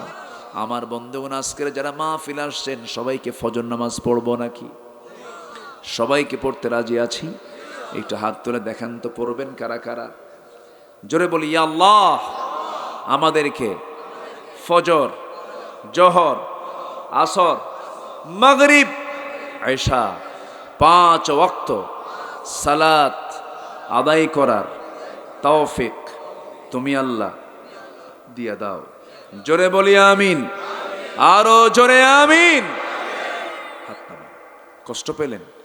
বাড়িতে সবার মা বোন স্ত্রী আছে না নাই? আছে। তাদেরকে পর্দার বিষয়টা আমরা খুব সতর্ক রাখবো, যেন তারা পর্দার খেলাফ যেন কোনো কাজ না করেন। জোরে বলি ইনশাআল্লাহ। মেয়েদের ঈমান ধ্বংস করার জন্য আজকের মিডিয়াগুলো সবচেয়ে বড় ভূমিকা পালন করছে। বিশেষ করে ভারতীয় চ্যানেল থেকে মা বোনদেরকে দূরে রাখার জোর চেষ্টা করতে হবে, যেন তারা এই সমস্ত অপসংস্কৃতির আগ্রাসনে নিজেদের জীবনকে, চরিত্রকে নষ্ট না করে ফেলে। আল্লাহ তুমি সকলকে সচেতন হওয়ার তৌফিক দিয়ে দাও। জোরে বলি আল্লাহুম্মা আমিন। অনেক রাত হয়েছে। ও আচ্ছা, ঠিক আছে। সম্মানিত ভাইয়েরা, তো এই মাহফিল কি কত বছর হলো চলে? এটা এখানে এই বছর নতুন, তাই আগে টানে চলতো, এখানে জায়গা হবে না বলে। না, তা ঠিক আছে, মানে মাহফিলটা তো আগের থেকে চলে আসতেছে। জি, কত বছর লেখেন নাই তো? হ্যাঁ, এটা হুজুর পাকিস্তান আমলের আগের তো চলে। আল্লাহ, তাহলে লিখবেন না যে 50তম অথবা 60তম মাহফিলের বয়স লিখবেন, এটা হলো, এটা লিখে ফেলবে না একটা আইডিয়া করে, হয়তো 2-1 বছর কম বেশি হোক, কিন্তু একটা ঐতিহ্য আছে তো। আল্লাহ তুমি মাহফিলকে কবুল করো। জোরে বলি আল্লাহুম্মা আমিন। অনেক রাত করে আপনাদেরকে আমি কষ্টের মধ্যে ফেলে দিয়েছি। আগামীকালকে আসবেন না ইনশাআল্লাহ? জি জি, যদি আল্লাহ তাআলা তৌফিক দেন আমরা আসব। ফজর নামাজ যেন মিস না হয়। এই যে বসে, হ্যাঁ বসেন সবাই। তো মাহফিল কমিটি এই মাহফিলটা পরিচালনা করতে নিয়ে, এটা ছিল আগে কোথায় প্যান্ডেলটা? সেখানে আর পরিবেশ নাই, ওটা খুলে আবার নিয়ে আসছেন এখানে। আল্লাহু আকবার। জি, আগামীতে এই মাহফিল হবে আবার। জোরে বলি ইনশাআল্লাহ, জোরে বলি ইনশাআল্লাহ। তো মাহফিল যেন প্রত্যেক বছর হয়, এটার জন্য মাহফিল কমিটি একটু আপনার বরকত পেতে চায়। আমরা যারা এসেছি একটু মেহেরবানি করে যদি মাহফিলের সার্বিক দিক তাকিয়ে একটু আমরা আন্তরিকতা দেখিয়ে, ওয়াজ শোনা যেমন ইবাদত, কোরআনের জন্য, দ্বীনের জন্য, ইসলামের জন্য কিছু খরচ করাও কি ইবাদত। তো যদি তাহলে ভাবতে হবে যে পিছনে আমাকে ওয়াসওয়াসা দেওয়ার জন্য একজন প্রস্তুতি নিচ্ছে, কে? একটু বসে। বহু সময় তো বহু জায়গায় দিয়েছি সম্মানিত ভাইয়েরা। তাহলে সবকিছুর মূল বিষয় হলো আমাদের ঈমানটা মজবুত করার দরকার। সবার পরে না সবার আগে? সবার পরে না সবার আগে? এটা ফান্ডামেন্টাল দিক, এটা হচ্ছে মূল দিক। আমাকে ভালো করে ঈমান আনতে হবে, ঈমানটাকে ফ্রেশ রাখতে হবে, ফ্রেশ। জীবনের মধ্যে কোনো ভেজাল থাকবে না, এমন জাতীয় ঈমান আমাকে আনতে হবে। অনেক ঈমানদার ঈমানের দাবি করবে কিন্তু সে মুনাফিক হয়ে বসে আছে না? আচ্ছা, আমরা সেই ঈমান আনতে চাই না। আমরা যে ঈমান আনলে পরে আমার আল্লাহ রাজি হবেন, খুশি হবেন, এমন ঈমান আমরা আনবো। জোরে বলি ইনশাআল্লাহ। এখন সেই ঈমানটা আনবো কেমনে? সেই ঈমান আনার জন্য যে কিতাবের সঙ্গে সবচেয়ে বেশি সম্পর্ক রাখা দরকার, সেই কিতাবের নামটা কি বলেন? কোরআন। একটা প্রশ্ন করি, সেই প্রশ্ন হলো, এখানে যারা বসে আছেন, আমরা এখানে কোনো হিন্দু ভাই আছে কি? কোনো খ্রিস্টান নাই? বৌদ্ধ? কিছু বৌদ্ধ আমার দেশে আছে না? খ্রিস্টান আছে, হিন্দু আছে। কোটালীপাড়া আমার এক মাহফিল ছিল, এই তো গত মাসে।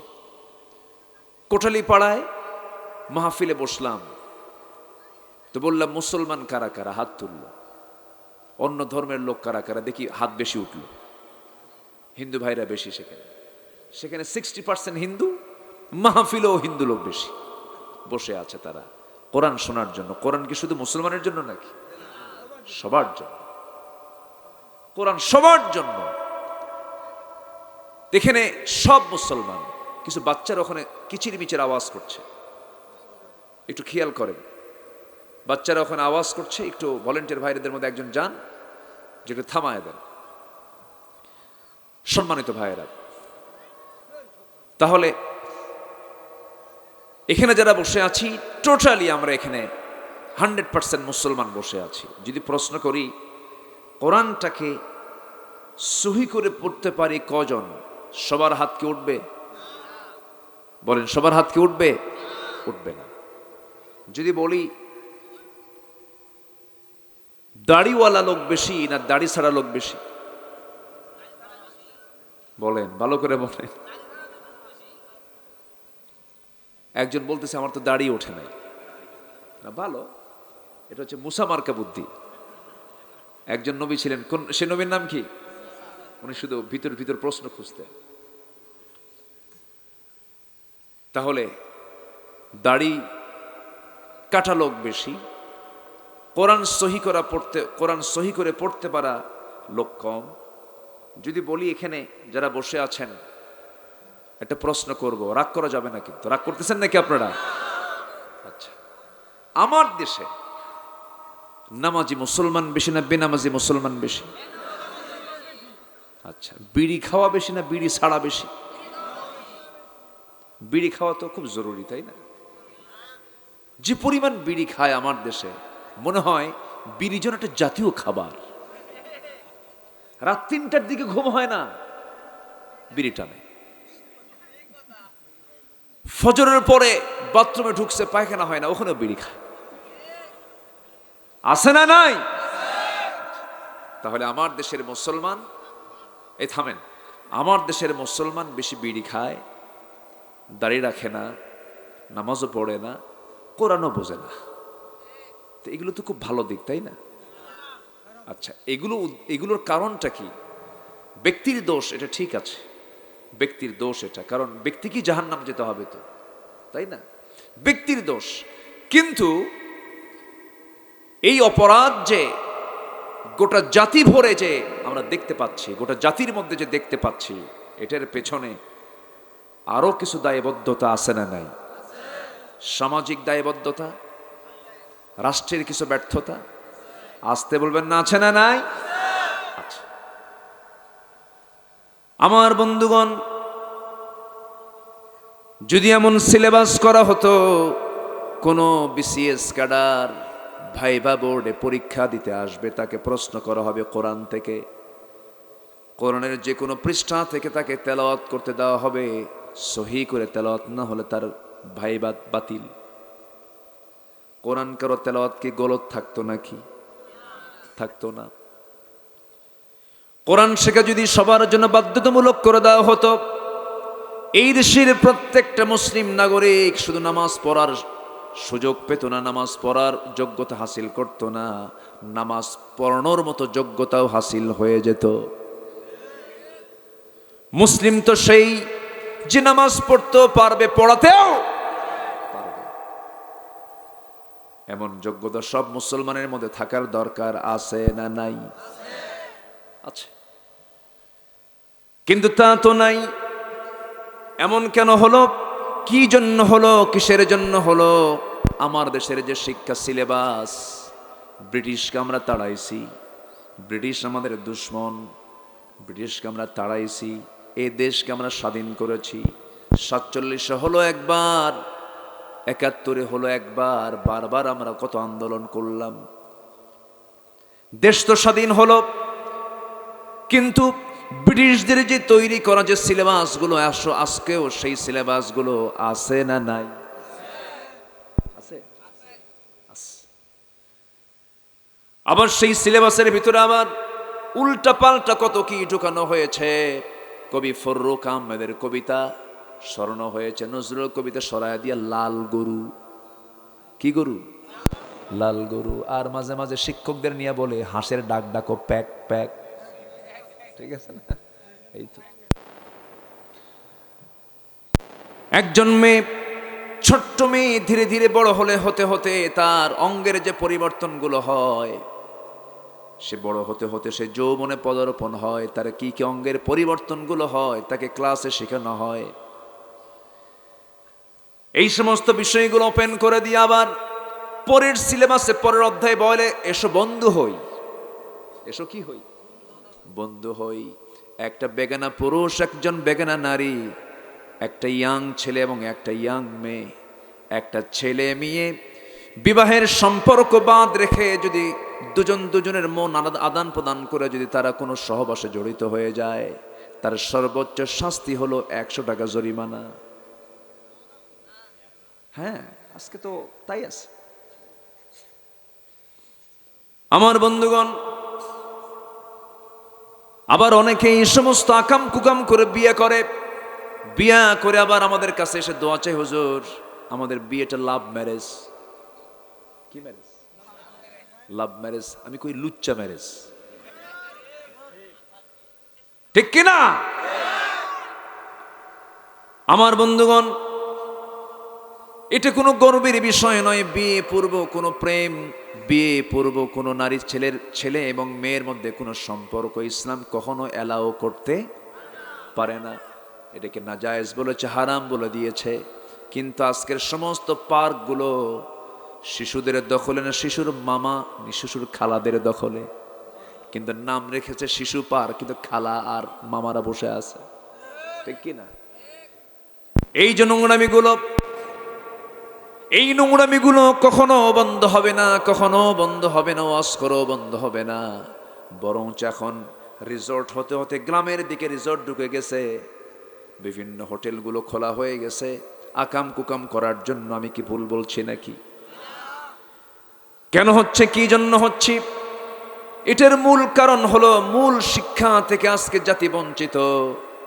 মূল শিক্ষা থেকে আজকে জাতিকে অনেক দূরে সরে রাখা হয়েছে পরিকল্পিতভাবে, প্ল্যান করে। কেমন করে জাতিকে কোরআন থেকে দূরে রাখা যায়?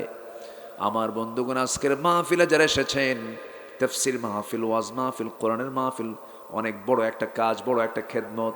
কিন্তু সঙ্গে সঙ্গে সবাইকে আমি 1 নম্বর কাজ দেব, সেটা হলো ছোট হোক বড় হোক সবার জন্য কোরআন শেখার দরকার আছে না নাই? এবং সেই শেখাটা আমার জন্য সুন্নত, নফল, ওয়াজিব না ফরজ? ফরজ। ফরজ। কোরআন শেখা ফরজ, যা ছাড়া নামাজ হবে না। এত বড় একটা জরুরি শিক্ষা, সেই শিক্ষা থেকে বিশাল একটা অংশ আজকে বঞ্চিত হয়ে আছে। তারা কোরআন শেখার সুযোগ পর্যন্ত পায় নাই, কারণ সেই পরিবেশটাই তো নাই। আমার ভাইয়েরা, এই জন্য আমাদের সবার জীবনের প্রথম কাজটা হবে, নিজে শিখতে পারে নাই শিখে নেব। সন্তানকে, এই ডিসেম্বর মাস শেষ হয়ে যাচ্ছে, সন্তানকে বছরের শুরুতে কোরআন শেখা হয় যে জায়গায়, সেই জায়গায় সন্তানকে দেব। জোরে বলি ইনশাআল্লাহ। আর জোরে বলি ইনশাআল্লাহ। শিক্ষা ছাড়া নিজের জীবন গড়া যাবে না, শিক্ষা ছাড়া জান্নাতও পাওয়া যাবে না। কোনো মূর্খ জান্নাত পাবে না। হয়তো কথাটা শুনে অনেকে হয়তো মনক্ষুণ্ণ হলেন কিনা জানি না। মূর্খ এটা কেন বললাম? আপনাকে কামিল পাস করতে হবে না, আপনাকে মাস্টার্স ডিগ্রি নিতে হবে না, আপনাকে বিসিএস ক্যাডার হতে হবে না, আপনাকে দাওরায়ে হাদিস করতে হবে না। ন্যূনতম হালাল এবং হারামের জ্ঞান সবার জন্য জানার দরকার আছে না নাই? আচ্ছা, সেটাই তো জানি না আমরা, সেটাই তো জানি না। শিক্ষিত এমএ পাস যদি বলা হয় ডেকে, ভাই ওযুর ফরজ কয়টাকে? 14টা। কম কথা 10টা বেশি কইছে। আছে না এরকম? আছে না এরকম মূর্খ? আছে না নাই? ফরজ গোসল বোঝে না, ফরজ গোসল বোঝে না, বোঝে না। আছে, বহু আছে। সম্মানিত ভাইয়েরা, অথচ যেগুলো জানা ফরজ ছিল, আবার ওরা আবার আলেমদের বিরুদ্ধে কথাও বলে। আছে না? ওরা বলে আমরা কি কোরআন পড়ি না, বুঝি না, খুব হুঙ্কার ছাড়ে। আবার বলে আগামীকাল ঈদুল ফিতরের জানাজা নামাজ, ঈদুল আজহার জানাজা নামাজ। আছে না নাই? খুব হুঙ্কার ছাড়ে। সম্মানিত ভাইয়েরা, এক কানা গেছে মসজিদে নামাজ পড়তে, মাগরিবের নামাজ পড়বে। তো আজানের পূর্বে ওই অন্ধ লোকটা ইমাম সাহেবের সামনে গিয়ে বসছে। গল্প করতে করতেই হঠাৎ করে বাকবিতণ্ডা শুরু, চরম ঝগড়া। আজান হয়ে গেছে, নামাজে ইমাম দাঁড়ায় গেছে, মুসল্লি ওই অন্ধ লোকটা, কানা লোকটা পিছনে দাঁড়ায় গেছে। ইমাম সাহেব সূরা ফাতিহা পড়ার পরে এমন একটা আয়াত বলছে, যে আয়াতের অংশ হলো ওয়াকানা মিনাল কাফিরিন। কানা মনে মনে চিন্তা করে, কিছুক্ষণ আগে গন্ডগোল হলো, নামাজের ভিতরে ফতোয়া জারি হলো, আমি কানা কাফের।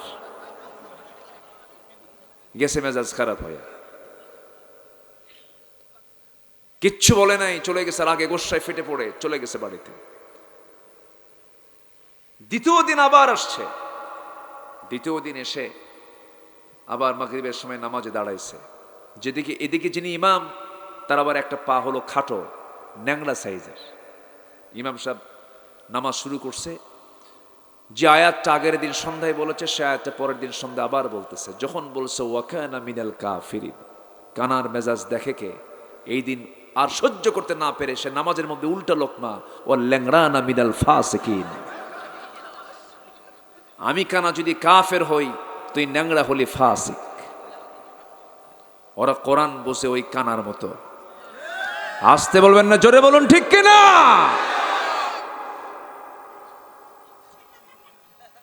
ওরা কোরআন বোঝে না, ওরা ইসলাম বোঝে না। যদি বুঝতে এমনটা হতো না। আমার বন্ধুগণ, তাহলে আমি সবার কাছে আমার প্রথম আবেদন হলো, আহ্বান হলো, নিজেকে জাহান্নাম থেকে বাঁচানোর জন্য, পরিবারকে জাহান্নাম থেকে বাঁচানোর জন্য কু আনফুসাকুম ওয়া আহলিকুম নারা, জাহান্নাম থেকে বাঁচার জন্য নিজে বাঁচতে হলে, পরিবারকে বাঁচতে হলে নিজ থেকে আগে উদ্যোগ নিতে হবে। আমার ফ্যামিলির যত সদস্য সংখ্যা আছে, সব শেখার আগে আমরা কি শেখায় দেব? আসতে বলবেন না, কি শেখায় দেব? কোরআন শেখায় দেব। আমার রাসূল বলেছেন, তোমাদের মধ্যে সেই লোকটাই সবচেয়ে শ্রেষ্ঠ যে নিজে কোরআন শিখলো, অপরকে শিখালো। কত দামি কথা! মান তাআল্লামাল কুরআনা ওয়া আল্লামাহু। আমার বন্ধুগণ, কোরআনটা আমরা শিখবো, জানবো, বোঝার চেষ্টা করব। যার মধ্যে কোরআন নাই, তার দিলটা হলো একটা উজান বাড়ির মতো, বিরান বাড়ির মতো। যে বাড়িতে কেউ বসবাস যদি না করে, সেখানে কীট পতঙ্গের বসবাস হয়। বিরান বাড়িতে সাপ বিচ্ছু পোকামাকড়ের বসবাস হয়ে যায়। লাইসা ফি জাওফি শাইইম মিনাল কুরআন কাল বাইতিল খারবি। আমার বন্ধুগণ, এই জন্য আমরা কোরআনটা বেশি করে শিখবো, কোরআন শুনবো, বেশি বেশি গান শুনবো। গান শুনবেন, গানের কাছে যাওয়া যাবে? অশ্লীল কোনো যন্ত্রের কাছে যাওয়া যাবে? আজকে বিয়ে হয়, আজকে সমাজের বিয়েগুলো হয়, বাদ্য ছাড়া বিয়ে আছে? বলেন। হিন্দু ভাইদের বিয়ের অনুষ্ঠান হয়, বাদ্য টাদ্য হয়, ওরা অন্য ধর্মের মানুষ। আজকে মুসলিম পরিবারের বাদ্যের পরিমাণ আরো কমছে না বাড়ছে? বাড়ছে, আরো বাড়ছে। ডিজে পার্টি করে না, ডেক সেট নিয়ে এসে বাজায়, গায়ে হলুদ দেয়, গায়ে হলুদ। 3 দিন আগে বিয়ে হয় নাই, হবু বিয়াই হবু বিয়ানের কাছে যায়, বিয়ানকে সালাম দিয়ে বলে পান খাওয়াবেন না? আকাম কুকাম আছে না নাই? আছে না নাই? এগুলো কি ইসলাম অ্যালাউ করে? না। এই নোংরামিগুলো বিয়ের অনুষ্ঠানগুলো তো হয়। বাদ্যযন্ত্র যখন বেড়ে যাবে তখন ঘন ঘন ভূমিকম্প হবে। ভূমিকম্প হয় না এখন? হয় না? হয়। মাঝখানে হয়ে গেল তো। ভূমিকম্প হলে পরে উচিত ছিল গোটা জাতিকে নিয়ে একসঙ্গে ইস্তেগফার পড়া, আল্লাহর কাছে মাফ চাওয়া, ক্ষমা চাওয়া। আমাদের কোনো বড় বড় অপরাধের কারণে হয়তো এগুলো হচ্ছে, এগুলোর জন্য আল্লাহর কাছে রোনাজারি করা। কিন্তু তা তো হয় না, বরঞ্চ বাদ্যযন্ত্র গান বাজনা কমছে না বাড়ছে? বাড়ছে।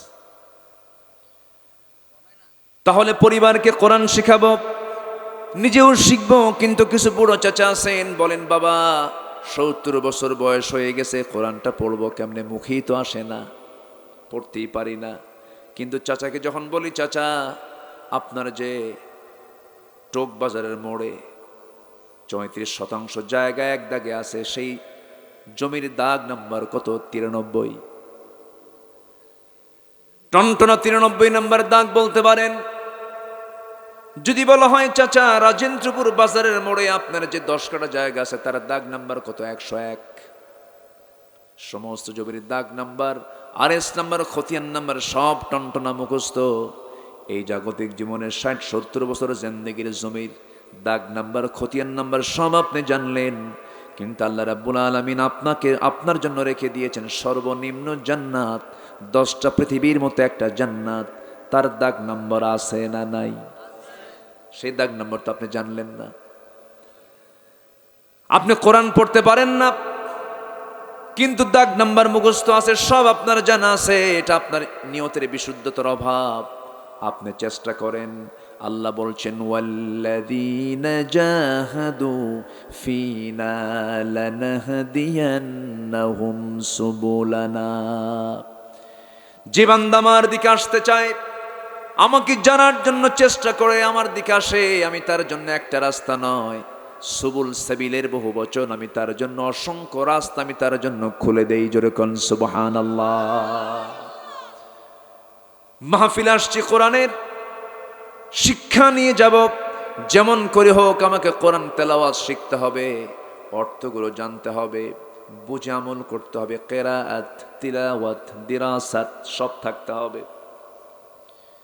আমার ভাইয়েরা, আজকে যদি জাতি কোরআনটা জানতো, কোরআনটা যদি আজকে সম্পূর্ণ যদি বুঝতে পারতো, আজকে জাতির ঘাড়ে এত বড় জুলুম কখনো চাপতো না। আসতে বলবেন না, জোরে বলুন ঠিক কি না? আমরা কেউ কি ভালো আছি? মসজিদে গেলেও নামাজ আরাম পাই না। কমিটির সমস্ত দায়িত্বশীলগুলো সভাপতি সুদখোর, সেক্রেটারি মদখোর, আছে না নাই? সভাপতি সুদখোর, সেক্রেটারি মদখোর, আর ক্যাশিয়ার হলো ঘুষখোর। 3 জন 3 পদে আছে। এখন খতিব খুতবা দেবে কেমনে? হঠাৎ করে একদিন আয়াতের মধ্যে বলছে লা তাকুলুর রিবা দাআফা মুদাআফা, চক্রাকারে সুদ খায়ও না। এই আয়াত বলাও সারা, হঠাৎ করে খতিব সাহেব আর কাম্পাইনার সহদের দিকে চেয়ে চেয়ে ওয়াজটা করতেছে, একটু নজর দিয়েছে। নামাজ শেষে সভাপতি খতিব সাহেবের সামনে এসে বলতেছে, হুজুর আপনি সুদের বিরুদ্ধে ওয়াজ করছেন, ভালো কথা, কোরআন শরীফে আসছে ভালো, কিন্তু আপনি আমার দিকে চেয়ে থাকলেন কেন? কি কথা কি বুঝতেছেন? আজকে আমরা অন্যের প্রতিবাদটা করা ভুলে গেছি। উচিত ছিল ওই সমস্ত জালিম, মদখোর, শরাবখোর, ঘুষখোর ওই সমস্ত কমিটির মেম্বারদেরকে ঘাড় ধাক্কা দিয়ে কমিটি থেকে বের করে দেওয়া, ঠিক কিনা? তা তো করি না আমরা, চেয়ে থেকে শুধু দেখতেছি। আমরা দেখছি এগুলো। কি বললো এটা? হয়ও নাকি? হ্যাঁ, হইয়ো। আমার কিছু ভাষা শিখান। জি, খুব ভালো। এই এলাকার ভাষাটার মধ্যে একটা মজা আছে। আলহামদুলিল্লাহ। একটু আপনাদের একটু মদের টানটা একটু বেশি হয়। যাইবাইন, ঠিক আছেন না? হ্যাঁ, খাইবান, একটা মজা আছে। ভাষা ভাষাই, মায়ের ভাষার মতো শ্রেষ্ঠ ভাষা পৃথিবীতে আছে? নোয়াখালীতে যাবেন, তার আরেকটা টান মারে। ওরা পানিকে পানি বলতে পারে না, পানিকে বলে হানি। আল্লাহ পাক হয় না, আল্লাহ ফাক হয় না, হয়ে যায় প ফ হয়ে যায়। গোটা দেশ, সব জায়গার ভাষা 10 মাইল অন্তর অন্তর চেঞ্জ হয়ে একটা আলাদা বিচিত্র আল্লাহ তাআলা করে দিয়েছেন। আলহামদুলিল্লাহ। সিলেটে আমি যখন প্রথম যাই, আমাকে এক বুড়ো চাচা ডাক নিয়ে বলে, হুজুর শুটকা গু খাবেন না ভিজা গু খাবেন? জটিল। হ্যাঁ, কত ভাষার বিচিত্রতা। হইও না, হইও, একটু কম বলতে হবে। হ্যাঁ, আলোচনার সৌন্দর্য ধরে রাখতে হবে। সম্মানিত ভাইয়েরা, কিন্তু আপনি বলে আপনিও কথা বলতেছেন, আপনিও চুপ থাকেন, আমার দিকে তাকান। কষ্ট পাচ্ছেন না তো আপনারা? তাহলে একটা বিষয় জানলাম, কোরআন সকল জ্ঞানের মূল উৎস, ঠিক আছে না? সেকেন্ড বিষয় হলো, আমরা এখান থেকে সিদ্ধান্ত নিয়ে যাব, যারা কোরআন পড়তে পারি না আমরা পড়বো, শিখবো। জোরে বলি ইনশাআল্লাহ। ইচ্ছে করলে কি হয়? উপায় হয়, বের হয়ে যাবে। পথ বের করে দিবেন কে? আমার ভাইয়েরা, আলহামদুলিল্লাহ চিৎকার মেরে বলছে, আল্লাহুম্মা ইন্নী আসআলুকা আল হুদা ওয়াত তুকা ওয়াল আফাফা ওয়াল গিনা। সবাই বলি আল্লাহুম্মা লাকা আসলামতু ওয়া বিকা আমানতু ওয়া আলাইকা তাওয়াক্কালতু ওয়া ইলাইকা আনাবতু ওয়া বিকা খাসামতু। আমরা আল্লাহ তাআলার শুকর আদায় করে নিলাম। সম্মানিত ভাই সব, গত রাত্রিতে এই সময় কি ছিল? কেমন ছিল বৃষ্টি? কোনো কি সম্ভাবনা ছিল এরকম হলে আজকে মাহফিলের? এই অসম্ভবকে সম্ভব করতে পারেন তিনি কে? বৃষ্টি কখন হবে আর কখন হবে না, এটার সম্পূর্ণ নিশ্চয়তা কার হাতে? কার জানা? প্রযুক্তি কত ডেভেলপ হয়েছে, কেউ বলে না যে হবে না, হয়তো হবে না। বৃষ্টি হতে পারে, বৃষ্টি হবেই এমন কোনো গ্যারান্টি কেউ দিতে পারে? ইন্নাল্লাহ ইনদাহু ইলমুস সাআ। আল্লাহর কাছে কিছু জিনিস আল্লাহর ইলমে আছে, এর মধ্যে কিয়ামত কখন হবে, বৃষ্টি কখন হবে, সন্তানাদি কি হবে, এগুলোর বিষয়ে সবচেয়ে বেশি জানেন তিনি কি? আমার আল্লাহ তাআলা।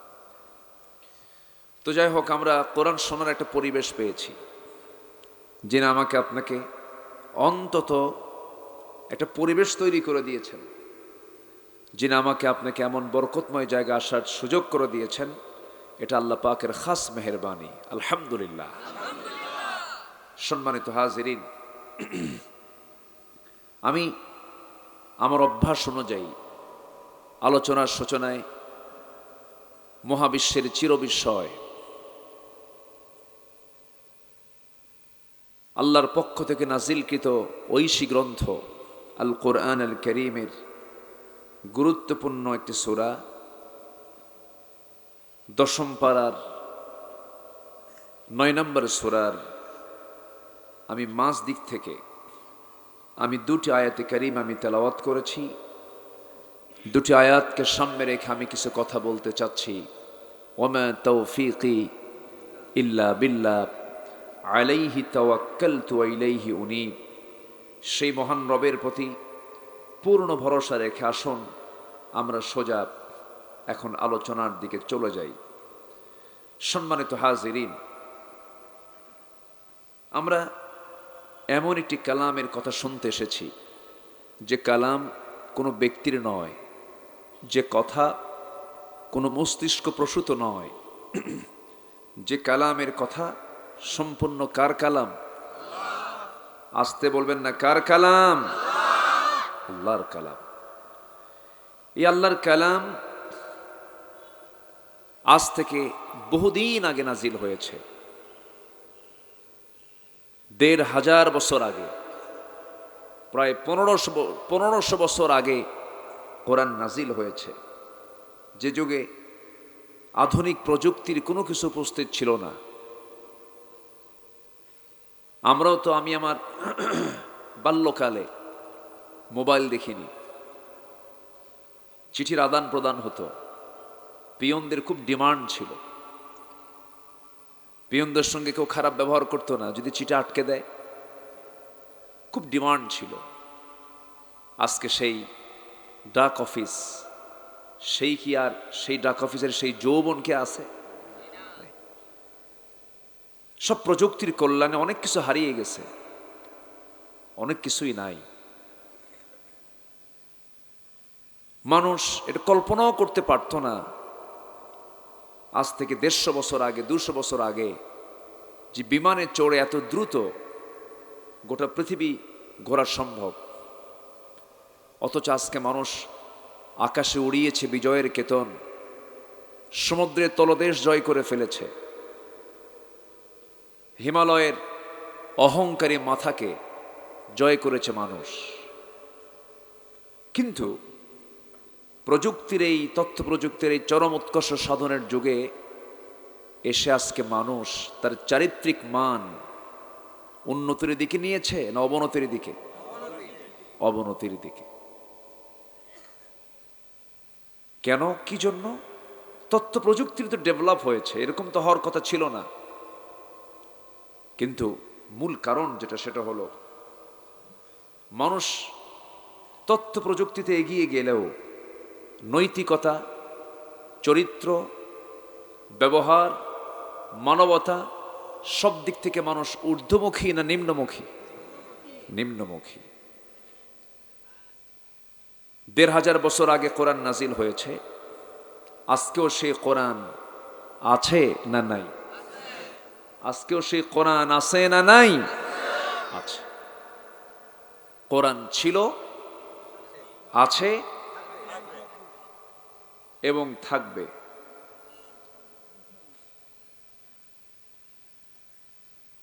কোরআন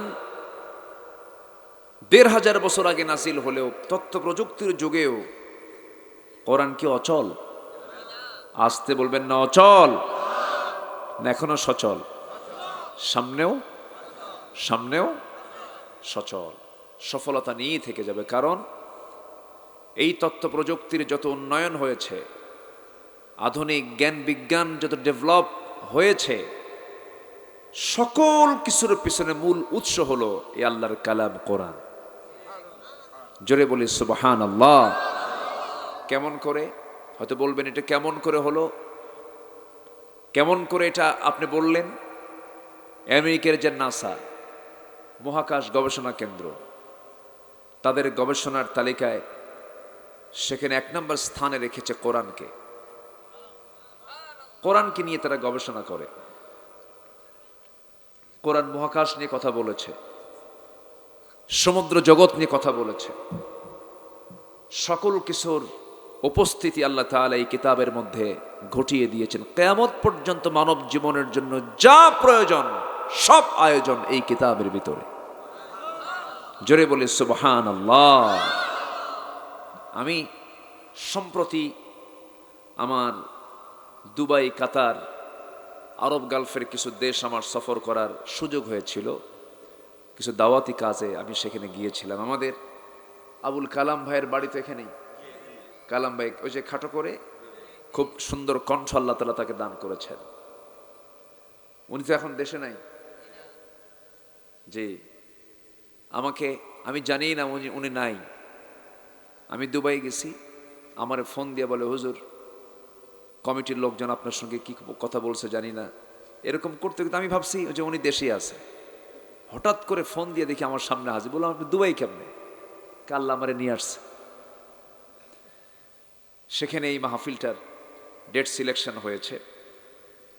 আমি আপনাদের এই চাঁদ মাখা মুখ আল্লাহ পাক আমাকে দেখাতে সুযোগ দিয়েছেন আল্লাহ তাআলা। আমিও আল্লাহর শুকরিয়া আদায় করছি, আলহামদুলিল্লাহ। তো আমি গত সেপ্টেম্বরে যখন ফিরতেছিলাম বিমানে চড়ে, বিমানে তো চড়ি মাঝে মাঝে, চড়তে হয়, এরকম কখনো মনে হয়নি। বিমানের উইন্ডো সাইডে, জানালার সাইডে বসে, অনেক উঁচুতে তখন বিমান, নিচের দিকে তাকায় দেখি বিশাল মেঘমালা। এই মেঘমালার স্তরগুলো দেখে ভাবলাম, এই বিশাল মেঘমালা আল্লাহ তুমি কেমনে ঝুলায় রাখছো, এটা কেমনে ঝুলায় রাখছো।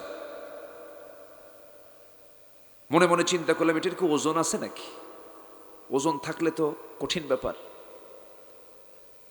একটু বিজ্ঞান নিয়ে ঘাটাঘাটি করলাম, সৌরজগতে তথ্য নিয়ে একটু চিন্তা করলাম, দেখি না, আছে, ওজন আছে। কিউমুলাস নামে কিছু মেঘমালা আছে যার ওজন হলো 200 টন। কিউমুলেনুম্বাস নামে কিছু মেঘমালা আছে যার ওজন হলো 10 লক্ষ টন। এই ওজনওয়ালা মেঘমালা যদি আল্লাহ তাআলা ছেড়ে দিতেন, তাহলে কি এই বিল্ডিং গুলো থাকতো? কিছু থাকতো? ঝুলায় রেখেছেন তিনি কে? আল্লাহ তাআলা। এই মেঘমালাগুলো আল্লাহ রাব্বুল আলামিন ওজন আছে ঝুলিয়ে রেখেছেন, কখনো নিচে পড়ে না। এটা বিজ্ঞান আবিষ্কার করলো হালে এসে, আজ থেকে 1500 বছর আগে, যখন কোনো গবেষণা কেন্দ্র ছিল না। 1500 বছর আগে আল্লাহ রাব্বুল আলামিন বললেন, হুয়াল্লাযী ইউরীকুমুল বারকা খাওফান ওয়া তামআন ওয়া ইউনশিস সাহাবাস সিকাল। জোরে বলুন আল্লাহু আকবার। সূরাতুর রা'দ আয়াত নম্বর 12। মহান রব্বুল আলামিন বলছেন, তিনি সেই মহান রব যিনি বিজলি দেখান, বিদ্যুৎ দেখান তোমাদের ভয়ের জন্য এবং আশার জন্য, এবং তিনি আকাশে উত্থিত করেন, আকাশে উঠান ঘন ভারী মেঘমালা। জোরে কোন সুবহানাল্লাহ। এই ভারীটাকে ঝুলায় রেখেছেন মহাশূন্যে, তিনি কে? তাহলে বিজ্ঞান কি প্রমাণ করেছে না কোরআন থেকে ধার নিয়েছে? ধার নিয়েছে। একটি আলোচিত থিওরি হলো বিগ ব্যাং থিওরি। এই পৃথিবীতে যে আমরা বসবাস করছি, বিশাল একটা মহাশূন্য আমরা লক্ষ্য করছি, এরপরে আকাশ। এই যে মহাশূন্যতা, এই মহাশূন্য একসময় ছিল না। আকাশ এবং পৃথিবী দুটো একসঙ্গে লাগানো ছিল। বিজ্ঞান এই থিওরিকে বিগ ব্যাং থিওরি বলে অভিহিত করেছে। অথচ আল্লাহ রাব্বুল আলামিন আজ থেকে 1500 বছর আগে জানিয়ে দিচ্ছেন। আল্লাহ রাব্বুল আলামিন সুন্দর করে বলেন, আওয়ালাম ইয়ারাল্লাযীনা কাফারু আন্নাস সামাওয়াতি ওয়াল আরদা কানাতা রাতকান ফাফাতাকনাহুমা ওয়াজআলনা মিনাল মাই কুল্লা শাইইন হাই। জোরে বলুন আল্লাহু আকবার। তিনি সেই মহান সত্তা যিনি আসমান এবং জমিনটাকে প্রচন্ড ধাক্কার মধ্য দিয়ে এটাকে বিশাল মহাশূন্যতায় রূপ দিয়েছেন, এবং প্রত্যেকটা জীবনের ভিতর আল্লাহ তাআলা পানির উপস্থিতি করেছেন। এই যে বিশাল তথ্য কোরআন দিয়ে দিল, এখন বলুন বিজ্ঞান প্রমাণ করেছে না কোরআন থেকে ধার করে নিয়েছে? ধার করে নিয়েছে। চাঁদের নিজস্ব কোনো আলো নাই, আমরা বিজ্ঞান বইয়ে পড়েছি। চাঁদের নিজস্ব আলো নাই, সূর্যের নিজস্ব আলো আছে, এটা তো বিজ্ঞান আজকে আমরা বইয়ের মধ্যে দেখতে পাই। কিন্তু 1500 বছর আগে মহান রব্বুল আলামিন সুন্দর করে বলছেন, তাবারাকাল্লাযী জাআলা ফিস সামাই বুরুজাও ওয়া জাআলা ফীহা সিরাজাও ওয়া কমারাম মুনীরা। অতীব বরকতময় সেই মহান প্রভু যিনি মহাশূন্যে প্রদীপ্ত সূর্য, সুন্দর প্রদীপ্ত সূর্য সেট করেছেন এবং তাতে রেখে দিয়েছেন আলোকিত চাঁদ। আমার বন্ধুগণ, চাঁদের যে নিজস্ব আলো নেই, কোরআন আজ থেকে ১৫০০ বছর আগে বলে দিয়েছে। সূর্যের নিজস্ব আলো আছে, আজ থেকে ১৫০০ বছর আগে বলে দিয়েছেন কে? এখন বলেন, বিজ্ঞান প্রমাণ করলো না কোরআন থেকে ধার নিল? ধার নিয়েছে। আমার বন্ধুগণ, মানুষ বুড়া হলে পরে হাড় ক্ষয় হয়। হাড় ক্ষয় হয়ে যায়। মেডিকেল ডাক্তার বলেন বুড়া হয়ে গেছেন, হাড়গুলো ক্ষয় হয়ে গেছে, ইনজেকশন দেওয়া লাগবে। মানুষ বুড়া হলে যে হাড় ক্ষয় হয়ে যায়, আল্লাহ রাব্বুল আলামিন এই মেডিকেল সায়েন্সের তথ্য আজ থেকে ১৫০০ বছর আগে দিয়েছেন। একজন পয়গম্বর জাকারিয়া আলাইহিস সালামকে আল্লাহ তাআলা একটা সন্তান দিয়েছেন বুড়ো বয়সে। যখন সন্তানটা দেওয়া হবে, আল্লাহ বলছেন, জাকারিয়া আমি তোমাকে সন্তান দেব, ইয়াহইয়া। কে? ইয়াহইয়াকে দেব। তিনি বলেন, আল্লাহ কেমনে সম্ভব? আলার রাস, আমার চুলগুলো সাদা হয়ে গেছে, যে সাদা হয়েছে, চুলগুলো সাদা হয়ে গেছে, হাড়গুলো আমার নরম নরম হয়ে গেছে, ক্ষয় হয়ে গেছে। এই যে ক্ষয় হওয়া, হাড় যে ক্ষয় হয়ে যাওয়া, এই তথ্য যে মেডিকেল সায়েন্স এই তথ্য যে দিয়েছে, তারা প্রমাণ করেছে না কোরআন থেকে ধার নিয়েছে? ধার নিয়েছে। এইরকম করে হাজারো তথ্য মেডিকেল সায়েন্স বলেন, যেই সায়েন্সের কথাই বলেন না কেন, সমস্ত সায়েন্স যা কিছু বলেছে তার ১০০০ বছর আগে আল্লাহ তাআলা কোরআনে কোট করে দিয়েছেন। এইরকম করে আপনি যে দিক থেকে চান না কেন, বান্দার জীবনের সকল চাহিদা পূরণ করার জন্য আল্লাহ রাব্বুল আলামিন কোরআনটা আমার আপনার জন্য এনাফ করে দিয়েছেন, যথেষ্ট করে দিয়েছেন। জোরে বলি সুবহানাল্লাহ। সব আছে এর ভিতরে। বহুদিন আগে কুড়িগ্রাম আমার এক মাহফিল ছিল। কুড়িগ্রাম নাম শুনছেন তো? আজ থেকে প্রায় ১৮-১৯ বছর আগের কথা, ২০ বছর হয়ে যাবে। কুড়িগ্রাম, বেশি গ্রাম না, মাত্র ২০ গ্রাম, কুড়িগ্রাম মাহফিল ছিল। তা আমি বললাম কোরআনে সব আছে। এক কৃষক চাচা সামনে দাঁড়ায় বলে, হুজুর এর মধ্যে কি আলু আছে? আলু, আলুর দাম তো এখন এবছর খুব কম ছিল, তাই না? চালের দাম বেশি না আলুর দাম বেশি? হ্যাঁ, কম কথা না, আমরা কত উন্নত হয়েছি। চালের চাইতে আলুর দাম বেশি, বিশাল ব্যাপার। আমরা কি পারি না? আমরা সবই পারি। দেশের টাকা সব পাচার করে বাইরে পাঠাতে পারি। আমরা কম পারি নাকি? আমরা অনেক কিছু পারি। দেশকে ভালোবাসে কারা? জাতির সব জানা হয়ে গেছে। আসতে বলবেন না, জোরে বলুন ঠিক কিনা? তাদের মুখে দেশপ্রেম মানায় না যারা দেশের টাকা বাইরে পাচার করে। এটা একটা প্রতারণা, একটা ধোঁকাবাজি। কষ্ট নিচ্ছেন নাকি আবার? দেশকে ভালোবাসা একটা ঈমানের অংশ। দেশের প্রতি মমত্ববোধ থাকতে হবে। আমার রাসূল যখন মক্কা থেকে মদিনার দিকে আসেন, তার চোখে পানি, চোখের কোনা বেয়ে টপ টপ করে পানি পড়ছে। কাবার দিকে তাকায় থাকতেছেন, আর কাঁদতেছেন, আর বলতেছেন, আল্লাহ আমি এখানে জন্ম নিয়েছি, আমার জন্মস্থান কাবা, তোকে দেখে দেখে বড় হয়েছি, আমার বড় শখ ছিল আমি এই জায়গায় থাকবো, আমাকে থাকতে দিল না তোর প্রতিবেশীরা। রাসূল প্রিয় জন্মভূমিকে খুব ভালোবাসতেন, আমরাও ভালোবাসবো। জোরে বলি ইনশাআল্লাহ, জোরে বলি ইনশাআল্লাহ। মাতৃভাষাকে ভালোবাসবো। ভাষার জন্য জীবন দেয়নি? দিয়েছে। ভাষাকে ভালোবাসা উচিত। দেশের প্রতি টান থাকতে হবে। বুক উঁচু করে বলতে হবে, আমার দেশ, এটা আমার দেশ।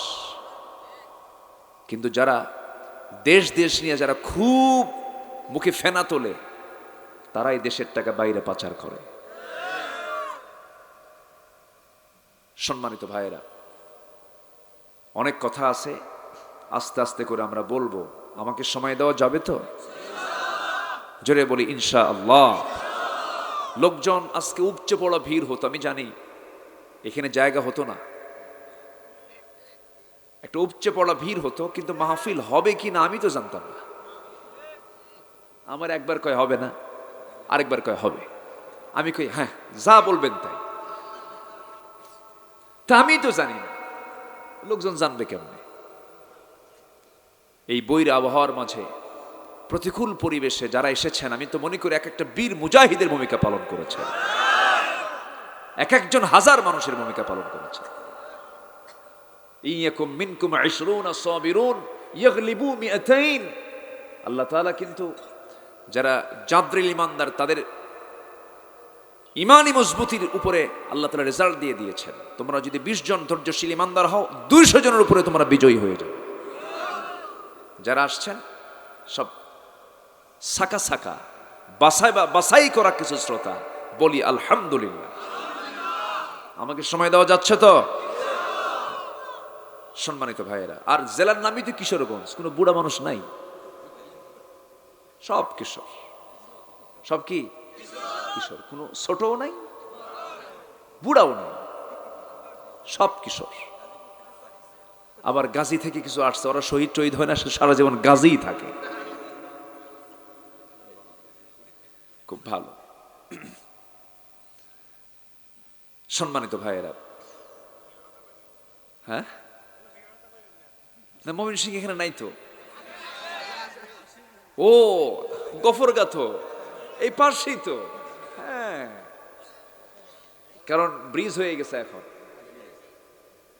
জি, ও পিছনে আবার নরসিংদী আছে না, একটু দূরে আছে না, ঠিক আছে ঠিক আছে। না আমি শুধু ওয়াজ করবো তা তো হবে না, জনগণের কথা বলতে হবে, ঠিক আছে, সমস্যা নাই। কারণ বক্তা শ্রোতা যদি ফ্রি না হওয়া হয়, বক্তা শ্রোতার মধ্যে একটা ফ্রি ভাব থাকার দরকার আছে না? আমরা ফ্রি হয়ে কথা শুনবো, বলবো, জোরে বলি ইনশাআল্লাহ। সম্মানিত হাজিরিন, তাহলে আমরা সেখান থেকেই কথা বলি যেখান থেকে আমি তেলাওয়াত দিয়ে শুরু করেছি। তাহলে একটা জিনিস স্পষ্ট হলো, পৃথিবীতে সকল জ্ঞানের মূল উৎস হলো কোরআন। মূল উৎস কি বলেন? যা কিছু সব সোর্স, তার মূল সোর্স হচ্ছে কোরআন। এখান থেকে সমস্ত জ্ঞানের বিভিন্ন বিভাগগুলো ভাগ হয়ে গেছে, ডিপার্টমেন্ট, সব ডিপার্টমেন্টে কোরআনের বক্তব্য আছে না নাই? আচ্ছা, কোরআন দিয়ে নামাজ হয় না? কোরআন দিয়ে তো সমাজ চলতে পারে না। আসতে বলে চলতে পারে? এটা কি বিশ্বাস করেন? সবাই কি বিশ্বাস করে? এদেশের সবাই কি করে? সবাই বিশ্বাস করে না, জানেও না, জানতে চাইও না, আছে হ্যাঁ, মাথা ব্যথাই নেই। হ্যাঁ, তাহলে কোরআন দিয়ে নামাজ চলে, কোরআন দিয়ে কি সমাজ চলতে পারে না? পারে। যদি চলে, সে সমাজটা হবে কি সমাজ বলেন? সেই সমাজে চুরি থাকবে না, ডাকাতি থাকবে, আজকে তো এগুলো কিছু নাই। তাহলে কি নাই? কোরআন নাই। কোরআনই সমাজ না থাকার কারণে আজকে চুরি আছে না নাই? ডাকাতি, সন্ত্রাসী, ছিনতাই, রাহাজানি, হত্যা, খুন, গুম সবই আছে। আমার বন্ধুগণ, একটু কান লাগাবেন, মনোযোগ দিয়ে শুনতে হবে। আল্লাহ রাব্বুল আলামিন সুন্দর করে বলছেন, বান্দা আমি তোমার উপরে আসমানের সমস্ত রহমতের দরজা খুলে দেব, দুনিয়ার সমস্ত রহমতের দরজা খুলে দেব। শর্ত হলো তোমাকে ঈমান আনতে হবে কার উপরে?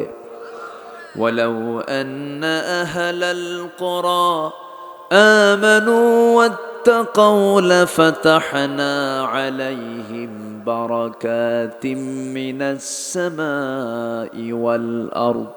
জোরে বলুন আল্লাহু আকবার। সমস্ত রহমতের দরজা খুলে দেওয়া হবে ঈমান যদি আনতে পারো, তাকওয়া যদি অবলম্বন করতে পারো। আমার বন্ধু, আরেক জায়গায় আল্লাহ রাব্বুল আলামিন বলছেন, ওয়া'আদাল্লাহুল্লাযীনা আমানু মিনকুম ওয়া আমিলুস সালিহাত লা ইস্তাখলিফান্নাহুম ফিল আরদ। আল্লাহ ওয়াদা করছেন, ঈমান যদি আনতে পারো, আমলে সালেহ যদি করতে পারো, আমি আল্লাহ ওয়াদা করছি তোমার হাতে আমি খেলাফতের সমস্ত কিছু তুলে দেব। জোরে কোন সুবহানাল্লাহ। হয়তো বলবেন হুজুর আমরা তো ঈমান আনছি। আমার দেশে বহু লোকের নামই আছে ঈমান আলী, আছে না? নাম কি? মুহাম্মদ ঈমান আলী। নাম হলো ঈমান আলী। আজান দিলে মসজিদে যায় না। নাম হলো রমজান আলী। রমজান মাস আসলে দুপুর বেলা ভাত খায়। নাম হলো আতর আলী, কিন্তু গোটা গায়ে গাজার গন্ধ, আছে না? নাম দিয়ে তো কোনো কাজ হবে না, গুণ লাগবে। চেহারা দিয়ে কোনো কাজ হবে না, নাম দিয়েও কোনো কাজ হবে না। ইমানটা ভালো করে আনতে হবে। ইমানটা যদি ভালো করে আনতে পারি, সাথে আমলে সালেহ যদি করতে পারি, মহান রব্বুল আলামিন শুধু দুনিয়াতে আমার আপনার জন্য কল্যাণ রাখবেন না, আল্লাহ রব্বুল আলামিন নিজে ওয়াদা করছেন। আরেক জায়গায় বলছেন, ইন্নাল্লাযীনা আমানু ওয়া আমিলুস সালিহাতি কানাত লাহুম জান্নাতুল ফিরদাউসি নুজুলা খালিদিনা ফিহা লা ইয়াবগুনা আনহা হিওয়ালা। জোরে বলুন আল্লাহু আকবার। ঈমান যারা আনবে, আমলে সালেহ যারা করবে, নেক আমল যারা করবে, আল্লাহ রাব্বুল আলামিন ওয়াদা করছেন আমি আল্লাহ রাব্বুল আলামিন তার জন্য 1 নম্বর জান্নাত, জান্নাতুল ফেরদাউস বরাদ্দ করেছি। জোরে বলি সুবহানাল্লাহ। চলে যাচ্ছে লোকজন নাকি? হ্যাঁ, ও নড়াচড়া হলে তো সমস্যা। একটু বসেন না, একটু মেহেরবানি করে বসেন। কত রাত তো কত কাজে কাটিয়ে দিলাম, কত দিন, কত বিকাল, কত চার আড্ডাখানায় সময় কাটালাম। আমরা যেখানে বসে আছি, এই বসার মর্যাদা যে কত মরার পরে টের পাবো, ঠিক আছে না? এই বৈঠকের দাম সবচেয়ে কম না সবচেয়ে বেশি? বেশি। বসে, যদি এখানে বসে যদি মনে হয় চলে যাব কখন, এমন যদি মেন্টালিটি তৈরি